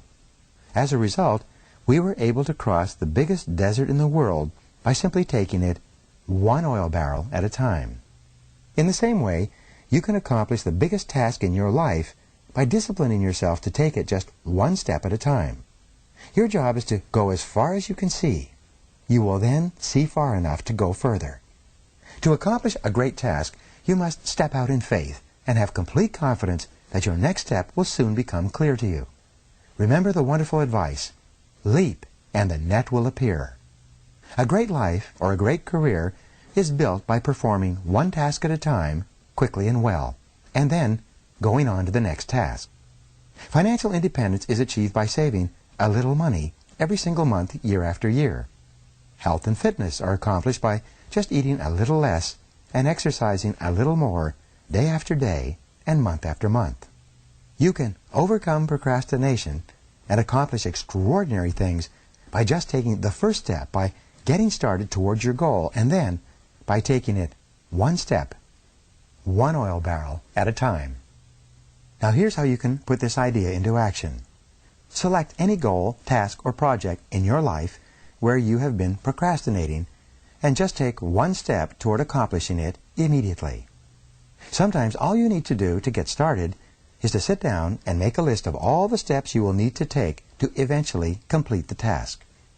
Then, just start and complete one item on the list, and then one more, and so on. You will be amazed at what you eventually accomplish. Chapter number 13, Put the Pressure on Yourself. Thomas Edison once wrote, "The first requisite for success is to apply your physical and mental energies to one problem incessantly without growing weary." The world is full of people who are waiting for someone to come along and motivate them to be the kind of people they wish they could be. The problem is that no one is coming to the rescue. These people are waiting for a bus on a street where no buses pass. As a result, if they don't take charge of their lives and put the pressure on themselves, they can end up waiting forever. And that is what most people do. Only about 2% of people can work entirely without supervision. We call these people leaders. This is the kind of person you are meant to be. Your job is to form the habit of putting the pressure on yourself and not waiting for someone else to come along and do it for you. You must choose your own frogs and then make yourself eat them in their order of importance. The standards you set for your own work and behavior should be higher than anyone else could set for you. Make it a game with yourself to start a little earlier, work a little harder, and stay a little later. Always look for ways to go the extra mile, to do more than you're paid for. Your self-esteem, the core of your personality, has been defined by psychologist Nathaniel Branden as your reputation with yourself. You build up or pull down your reputation with yourself with everything you do or fail to do. The good news is that you feel terrific about yourself whenever you push yourself to do your best, whenever you go beyond where the average person would normally quit. Imagine each day that you have just received an emergency message and that you will have to leave town tomorrow for a month. If you had to leave town for a month, what would you absolutely make sure that you got done before you left? Whatever it is, go to work on that task right now. Imagine that you just received an all-expense-paid vacation as a prize, but you will have to leave tomorrow morning on the vacation or it will be given to someone else. What would you be determined to get finished before you left so that you could take that vacation? Whatever it is, start on that one job immediately. Successful people continually put the pressure on themselves to perform at high levels. Unsuccessful people have to be instructed and supervised and pressured by others. One of the great ways for you to overcome procrastination is by working as though you only had one day to get all your most important jobs done before you left for a month or went on the vacation. By putting the pressure on yourself, you accomplish more and better tasks faster than ever before. You become a high-performance, high-achieving personality. You feel terrific about yourself, and bit by bit, you build up the habit of rapid task completion that then goes on to serve you all the days of your life. Now here's how you can put these ideas into action. Set deadlines and sub-deadlines on every task and activity. Create your own forcing system. Raise the bar on yourself and don't let yourself off the hook. Once you've set yourself a deadline, stick to it and even try to beat it. Write out every step of a major job or project before you begin. Then, determine how many minutes and hours you will require to complete each phase. Organize your daily and weekly calendars to create time segments where you work exclusively on these tasks. Chapter 14 is entitled, Maximize Your Personal Powers. John Haggai once wrote, "Gather in your resources, rally all your faculties, marshal all your energies, focus all your capabilities upon mastery of at least one field of endeavor." The raw material of personal performance and productivity is contained in your physical, mental, and emotional energies. One of the most important requirements for being happy and productive is for you to guard and nurture your energy levels at all times. Your body is like a machine that uses food, water, and rest to generate energy that you then use to accomplish important tasks in your life and work. When you are fully rested, you can get 2 times, 3 times, and even 5 times as much done as when you're tired. The rule is that your productivity begins to decline after 8 or 9 hours of work. For this reason, working long hours into the night, although it is sometimes necessary, means that you are usually producing less and less in more and more time. The more tired you get, the worse is your work and the more mistakes you make.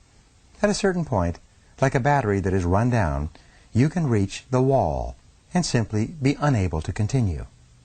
The fact is that you have specific times during the day when you are at your best. You need to identify these times and discipline yourself to use them on your most important and challenging tasks. Most people are at their best in the mornings after a good night's sleep. Some people are better in the afternoons. A few people are most creative and productive in the evenings or late at night. A major reason for procrastination is fatigue, or attempting to start on a task when you're tired. You have no energy or enthusiasm. Like a coal engine in the morning, you can't seem to get yourself started. Whenever you feel overtired and overwhelmed with too much to do and too little time, stop yourself and just say, "All I can do is all I can do." Sometimes the very best use of your time is to go home early and go to bed and sleep for 10 hours straight. This can completely recharge you and enable you to get 2 or 3 times as much work done the following day and of a far higher quality than if you had continued working long into the night. According to many researchers, the average American is not getting enough sleep relative to the amount of work he or she is doing. Millions of Americans are working in a mental fog as a result of working too much and sleeping too little. One of the smartest things you can do is to turn off the television and get to bed by 10 o'clock each night during the week. Sometimes 1 extra hour of sleep per night can change your entire life. Here's a rule for you. Take 1 full day off every week. During this day, either Saturday or Sunday, absolutely refuse to read, clear your correspondence, catch up on things from the office, or do anything that taxes your brain. Instead, go to a movie, exercise, spend time with your family, go for a walk, or participate in any activity that allows your brain to completely recharge itself. It is true that a change is as good as a rest. Take regular vacations each year, both long weekends and 1- and 2-week breaks to rest and rejuvenate. You are always the most productive after a weekend off or a vacation. Going to bed early 5 nights a week, sleeping in on the weekends, and taking 1 full day off each week will assure that you have far more energy. This added energy will enable you to overcome procrastination and get started on your major task faster and with greater resolve than you ever could if you were tired. In addition, to keep your energy levels at their highest, be careful about what you eat. Start the day with a high-protein, low-fat, and low-carbohydrate breakfast. Eat salads with fish or chicken at lunch. Avoid sugar, salt, white flour products, and desserts. Avoid soft drinks and candy bars or pastries. Feed yourself as you would feed a world-class athlete before a competition because, in many respects, that's what you are before starting work each day. By eating lean and healthy, exercising regularly, and getting lots of rest, you'll get more and better work done easier and with greater satisfaction than ever before. The better you feel when you start work, the less you procrastinate and the more eager you are to get the job done and get on with other tasks. High energy levels are indispensable to higher levels of productivity, more happiness, and greater success in everything you do. Now here's some ideas to put these recommendations into action. Make an analysis of your current energy levels and your daily health habits. Resolve today to improve your levels of health and energy by asking the following questions. 1. What am I doing physically that I should do more of? 2. What am I doing that I should do less of? 3. What am I not doing that I should start doing if I want to perform at my best? 4. What am I doing today that affects my health that I should stop doing altogether? Whatever your answers are to these questions, take action today. Chapter number 15. Motivate yourself into action. Antoine de Saint-Exupéry once wrote, "It is in the compelling zest of high adventure and of victory and of creative action that man finds his supreme joys." To perform at your best, you must become your own personal cheerleader. You must develop a routine of coaching yourself and encouraging yourself to play at the top of your game. Fully 95% of your emotions, positive or negative, are determined by how you talk to yourself on a minute-to-minute basis. It's not what happens to you, but the way that you interpret the things that are happening to you that determines how you feel. It is your version of events that largely determines whether they motivate or demotivate you, whether they energize or de-energize you. To keep yourself motivated, you must resolve to become a complete optimist. You must determine to respond positively to the words, actions, and reactions of the people and situations around you whenever possible. You must refuse to let the unavoidable difficulties and setbacks of daily life affect your mood or emotions. Your level of self-esteem, how much you like and respect yourself, is central to your levels of motivation and persistence. You should talk to yourself positively all the time to boost your self-esteem. Say things to yourself like, "I like myself, I like myself," over and over until you begin to believe what you say and behave like a person with a high-performance personality. To keep yourself motivated and to overcome feelings of doubt or fear, continually tell yourself, "I can do it, I can do it." When people ask you how you are, always tell them, "I feel terrific." No matter how you really feel at the moment or what is happening in your life, resolve to remain cheerful and upbeat. It's been said that you should never share your problems with others because 80% of people don't care about your problems anyway, and the other 20% are kind of glad that you've got them in the first place. In study after study, psychologists have determined that optimism is the most important quality you can develop for personal and professional success and happiness. It seems that optimists have 3 special behaviors, all learned through practice and repetition. Here they are. First, optimists look for the good in every situation. No matter what goes wrong, they always look for something good or beneficial. And, not surprisingly, they always seem to find it. Second, optimists always seek the valuable lesson in every setback or difficulty. They believe that difficulties come not to obstruct, but to instruct. They believe that each setback or obstacle contains a valuable lesson they can learn and grow from, and they are determined to find it. Third, optimists always look for the solution to every problem. Instead of blaming or complaining when things go wrong, they become action-oriented. They ask questions like, "What's the solution? What can we do now? What's the next step?" In addition, people who are habitually optimistic, positive, and upbeat think and talk continually about their goals. They think and talk about the future and where they're going, rather than the past and where they came from. They're always looking forward rather than backward. When you continually visualize your goals and ideals and talk to yourself in a positive way, you feel more focused and energized. You feel more confident and creative. You experience a greater level of control and personal power. And the more positive and motivated you feel, the more eager you are to get started, and the more determined you are to keep going. Here's a way to put this idea into action. Control your thoughts. Remember, you become what you think about most of the time. Be sure that you are thinking and talking about the things you want rather than the things you don't want. Keep your mind positive by accepting complete responsibility for yourself and for everything that happens to you. Refuse to criticize or blame others for anything. Resolve to make progress rather than excuses. Keep your thoughts and your energy focused forward on the things you can do to improve your life, and let the rest go. Chapter number 16. Practice creative procrastination. Boardroom Reports wrote recently, "Make time for getting big tasks done every day. Plan your daily workload in advance. Single out the relatively few small jobs that absolutely must be done immediately in the morning. Then go directly to the big tasks and pursue them to completion." Creative procrastination is one of the most effective of all personal performance techniques. It can change your life. The fact is that you can't do everything that you have to do. You have to procrastinate on something.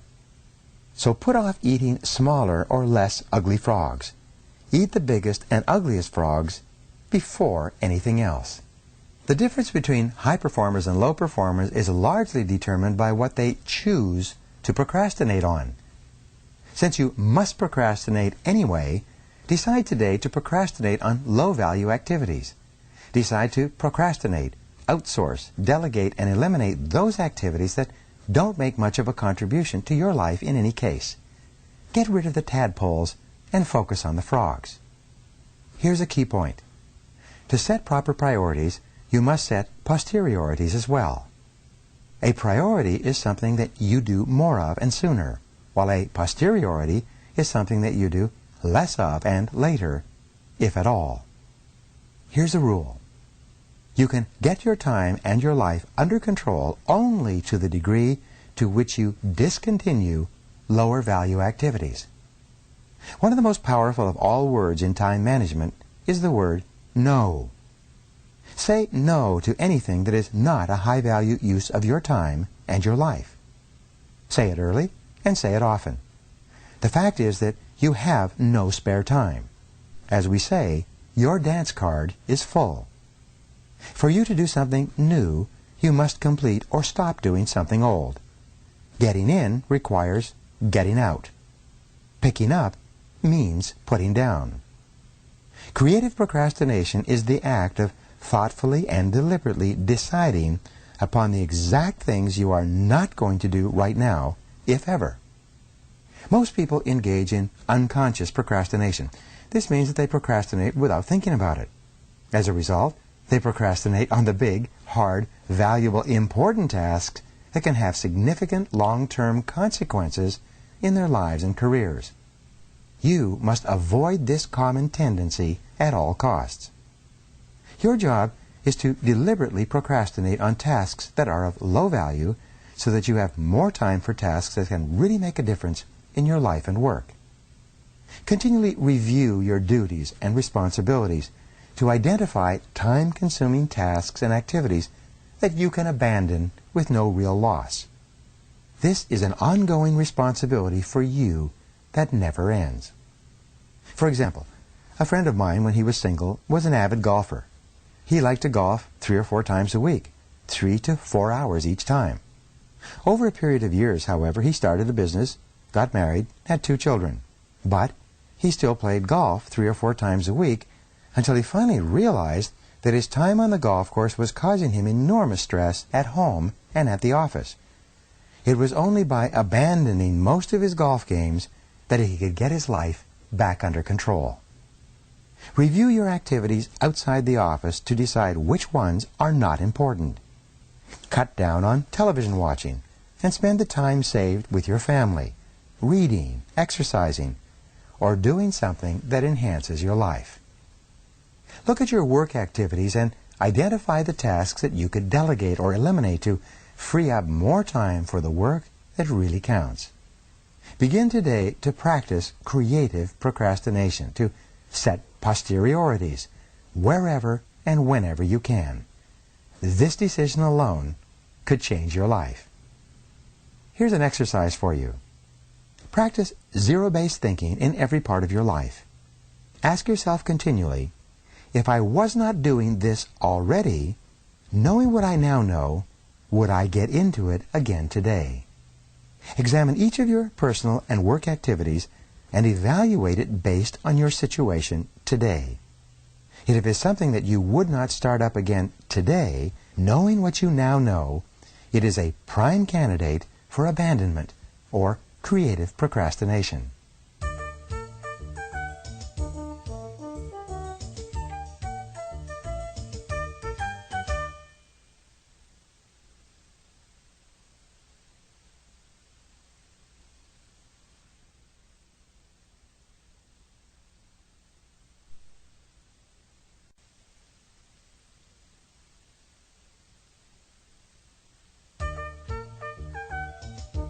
Chapter 17.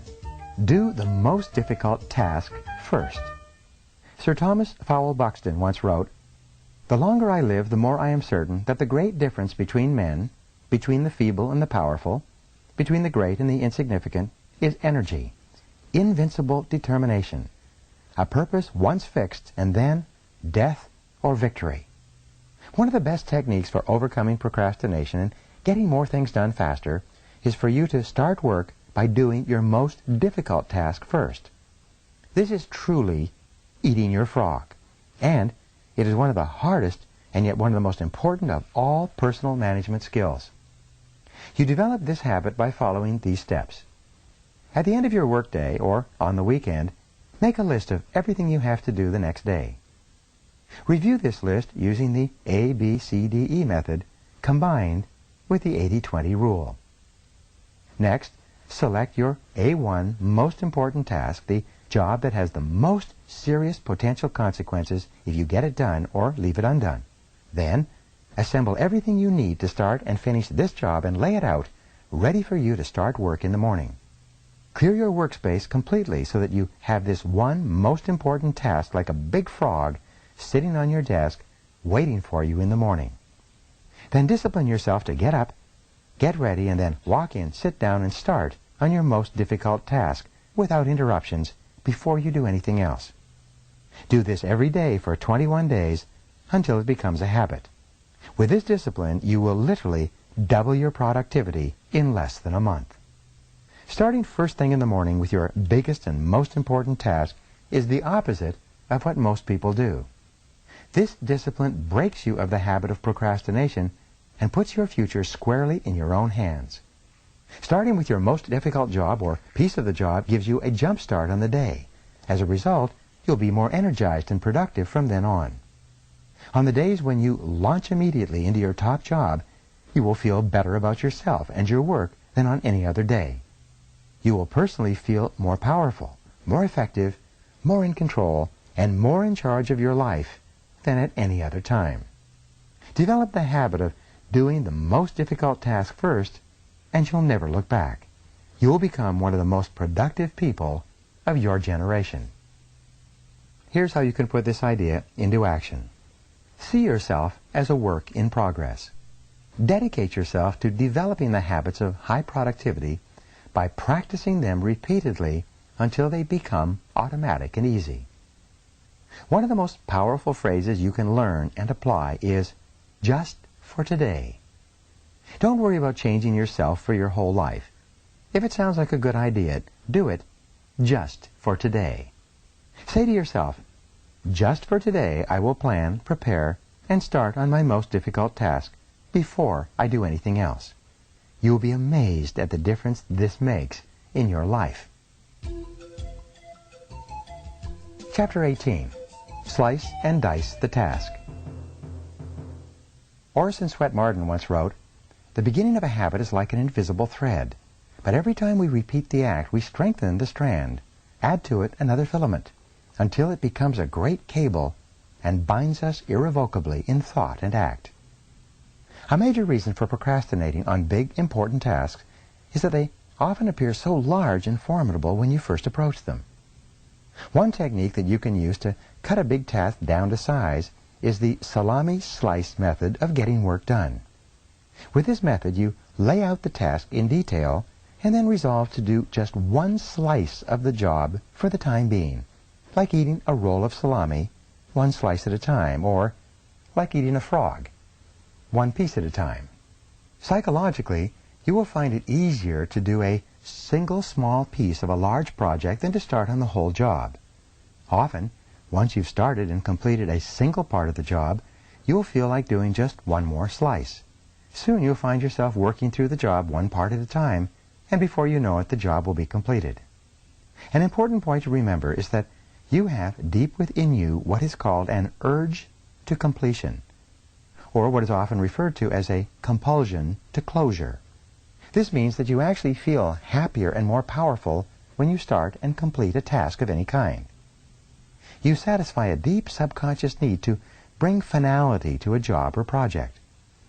This sense of completion or closure motivates you to start the next task or project and then to persist toward final completion. This act of completion triggers the release of endorphins in your brain that was mentioned earlier.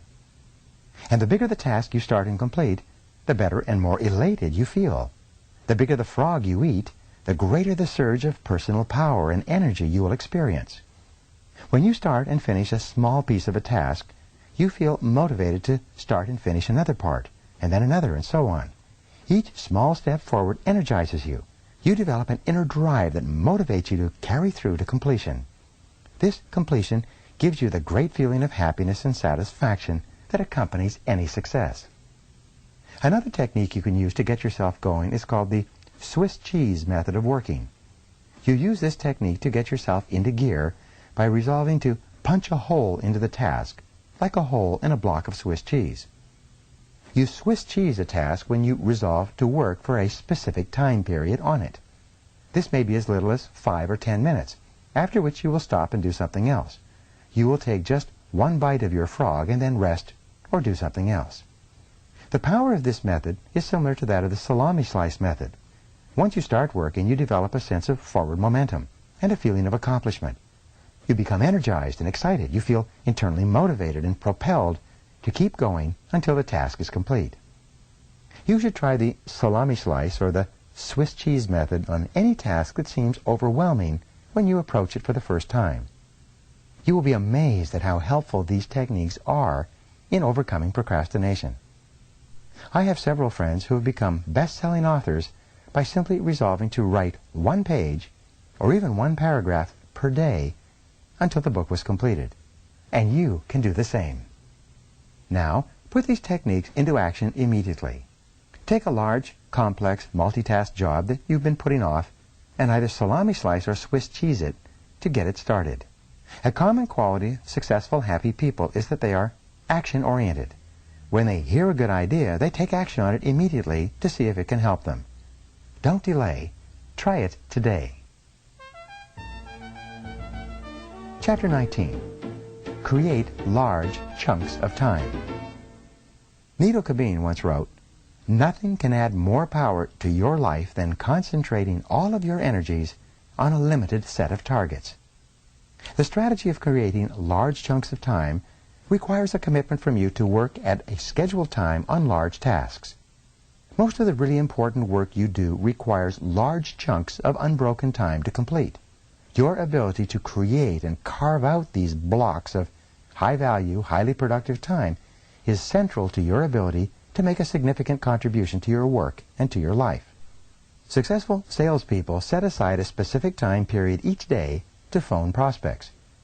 Rather than procrastinating or delaying on a task that they don't particularly like, they resolve that they will phone for 1 solid hour, between 10 and 11 a.m., for example, and they then discipline themselves to follow through on their resolutions. Many business executives set aside a specific time each day to call customers directly to get feedback. Some people allocate specific 30 to 60-minute time periods each day for exercise. Many people read great books, 15 minutes each night before retiring.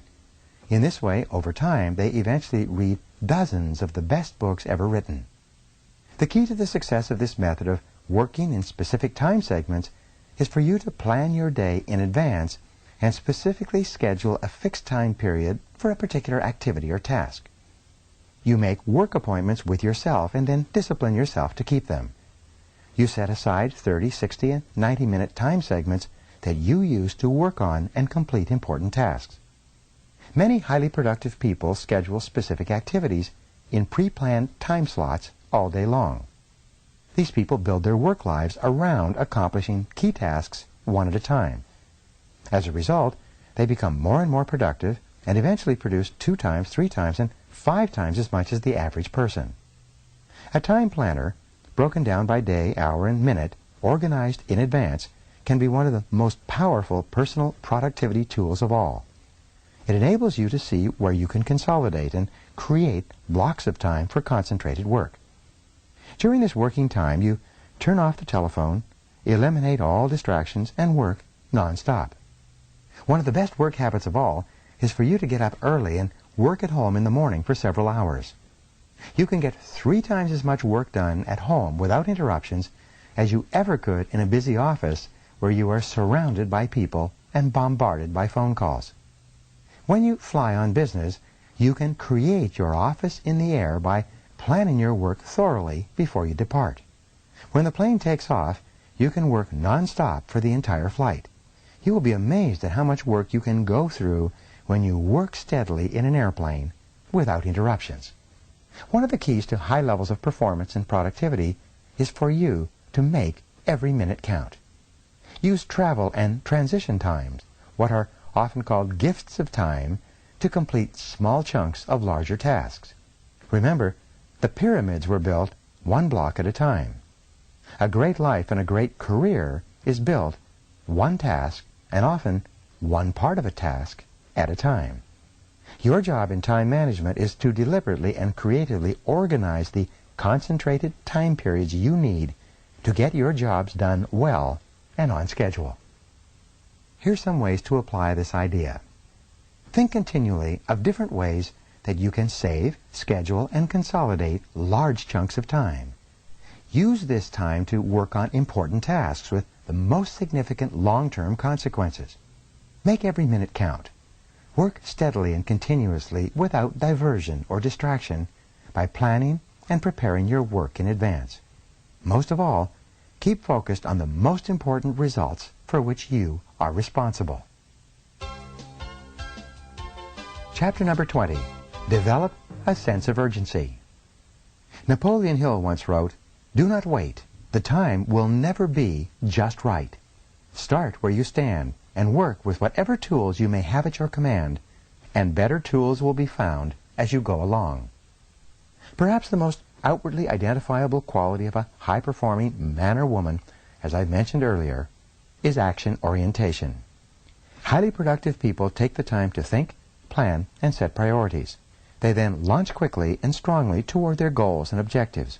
They work steadily, smoothly, and continuously, and seem to go through enormous amounts of work in the same time period that the average person spends socializing, wasting time, and working on low-value activities. When you work on high-value tasks at a high and continuous level of activity, you can actually enter into an amazing mental state called flow. Almost everyone has experienced this at some time.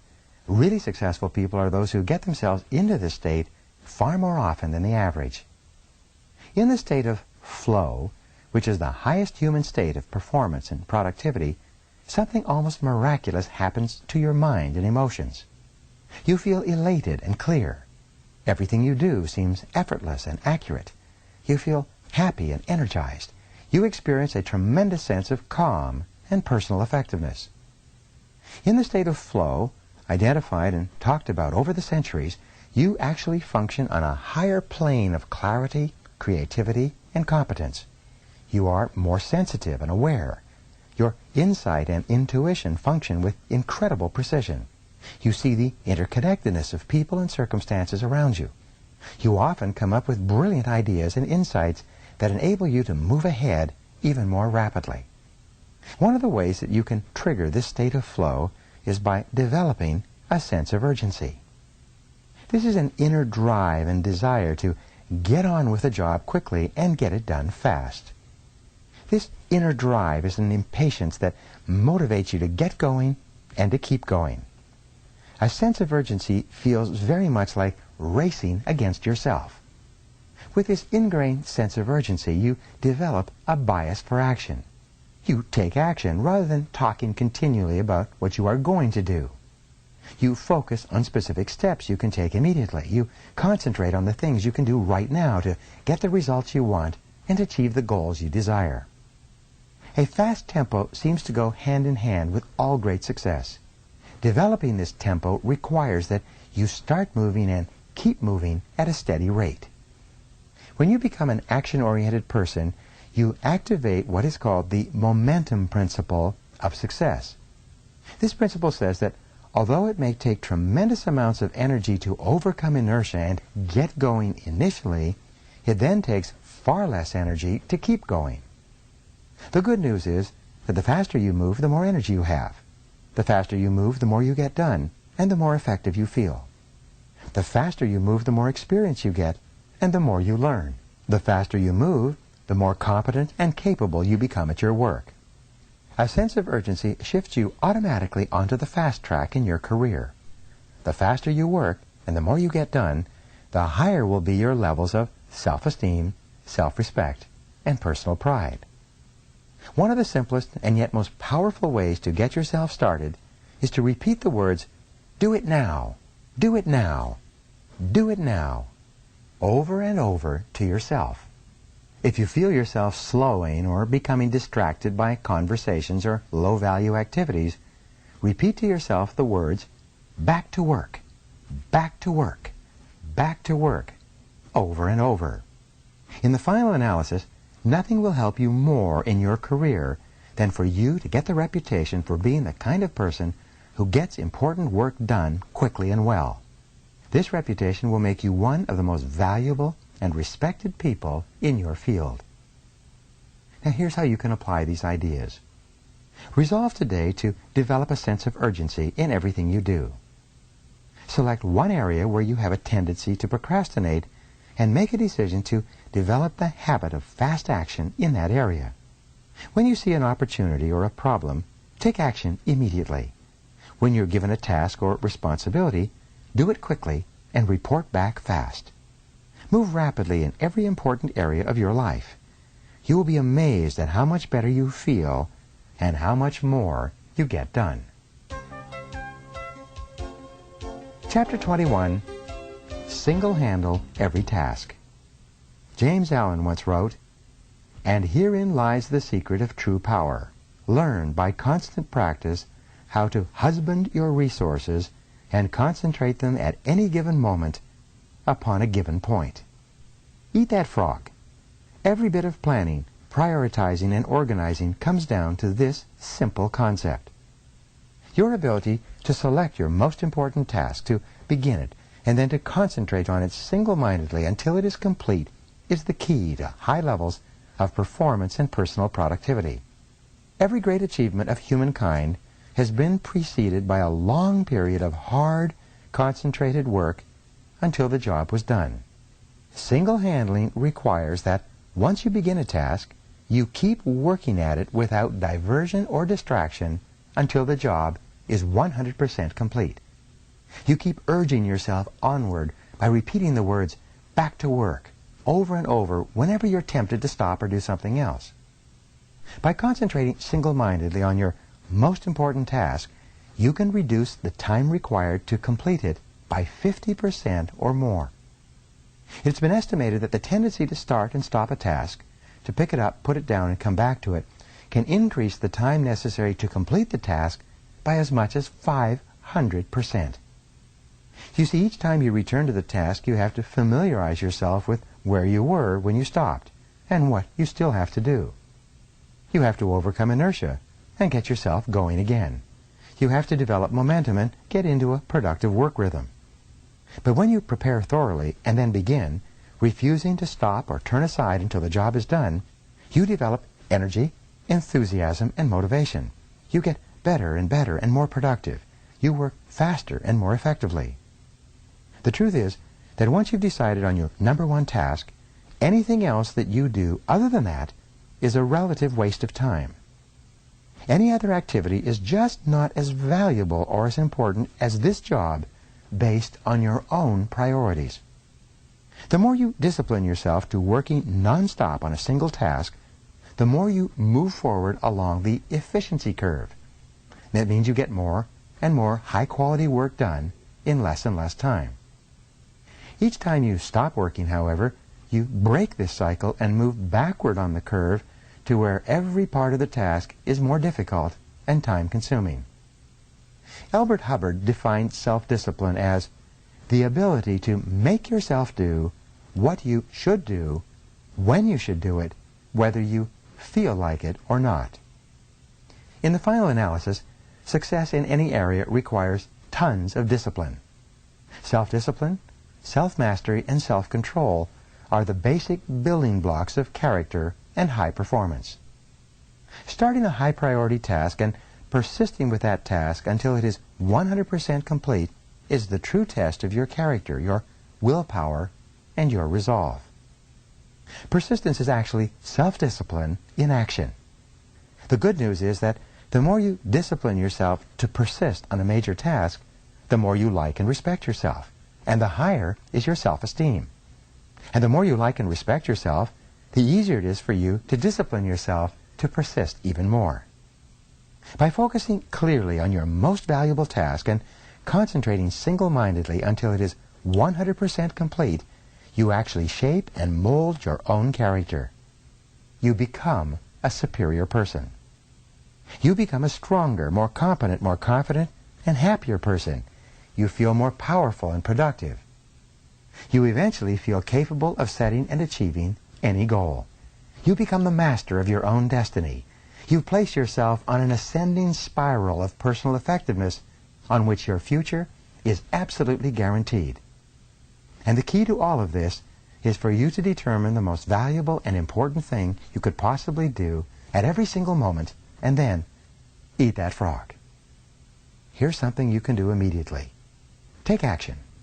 Resolve today to select the most important task or project that you could complete, and then launch into it immediately. Once you start your most important task, discipline yourself to persevere without diversion or distraction until it is 100% complete.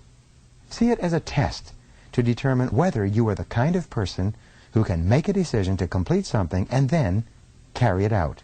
Once you begin, refuse to stop until the job is finished.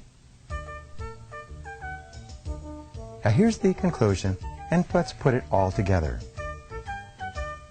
The key to happiness, satisfaction, great success, and a wonderful feeling of personal power and effectiveness is for you to develop the habit of eating your frog first thing every day when you start work. Fortunately, this is a learnable skill that you can acquire through repetition. And when you develop the habit of starting on your most important task before anything else, your success is assured. Here's a summary of the 21 great ways to stop procrastinating and get more things done faster. Review these rules and principles regularly until they become firmly ingrained in your thinking and actions, and your future will be guaranteed.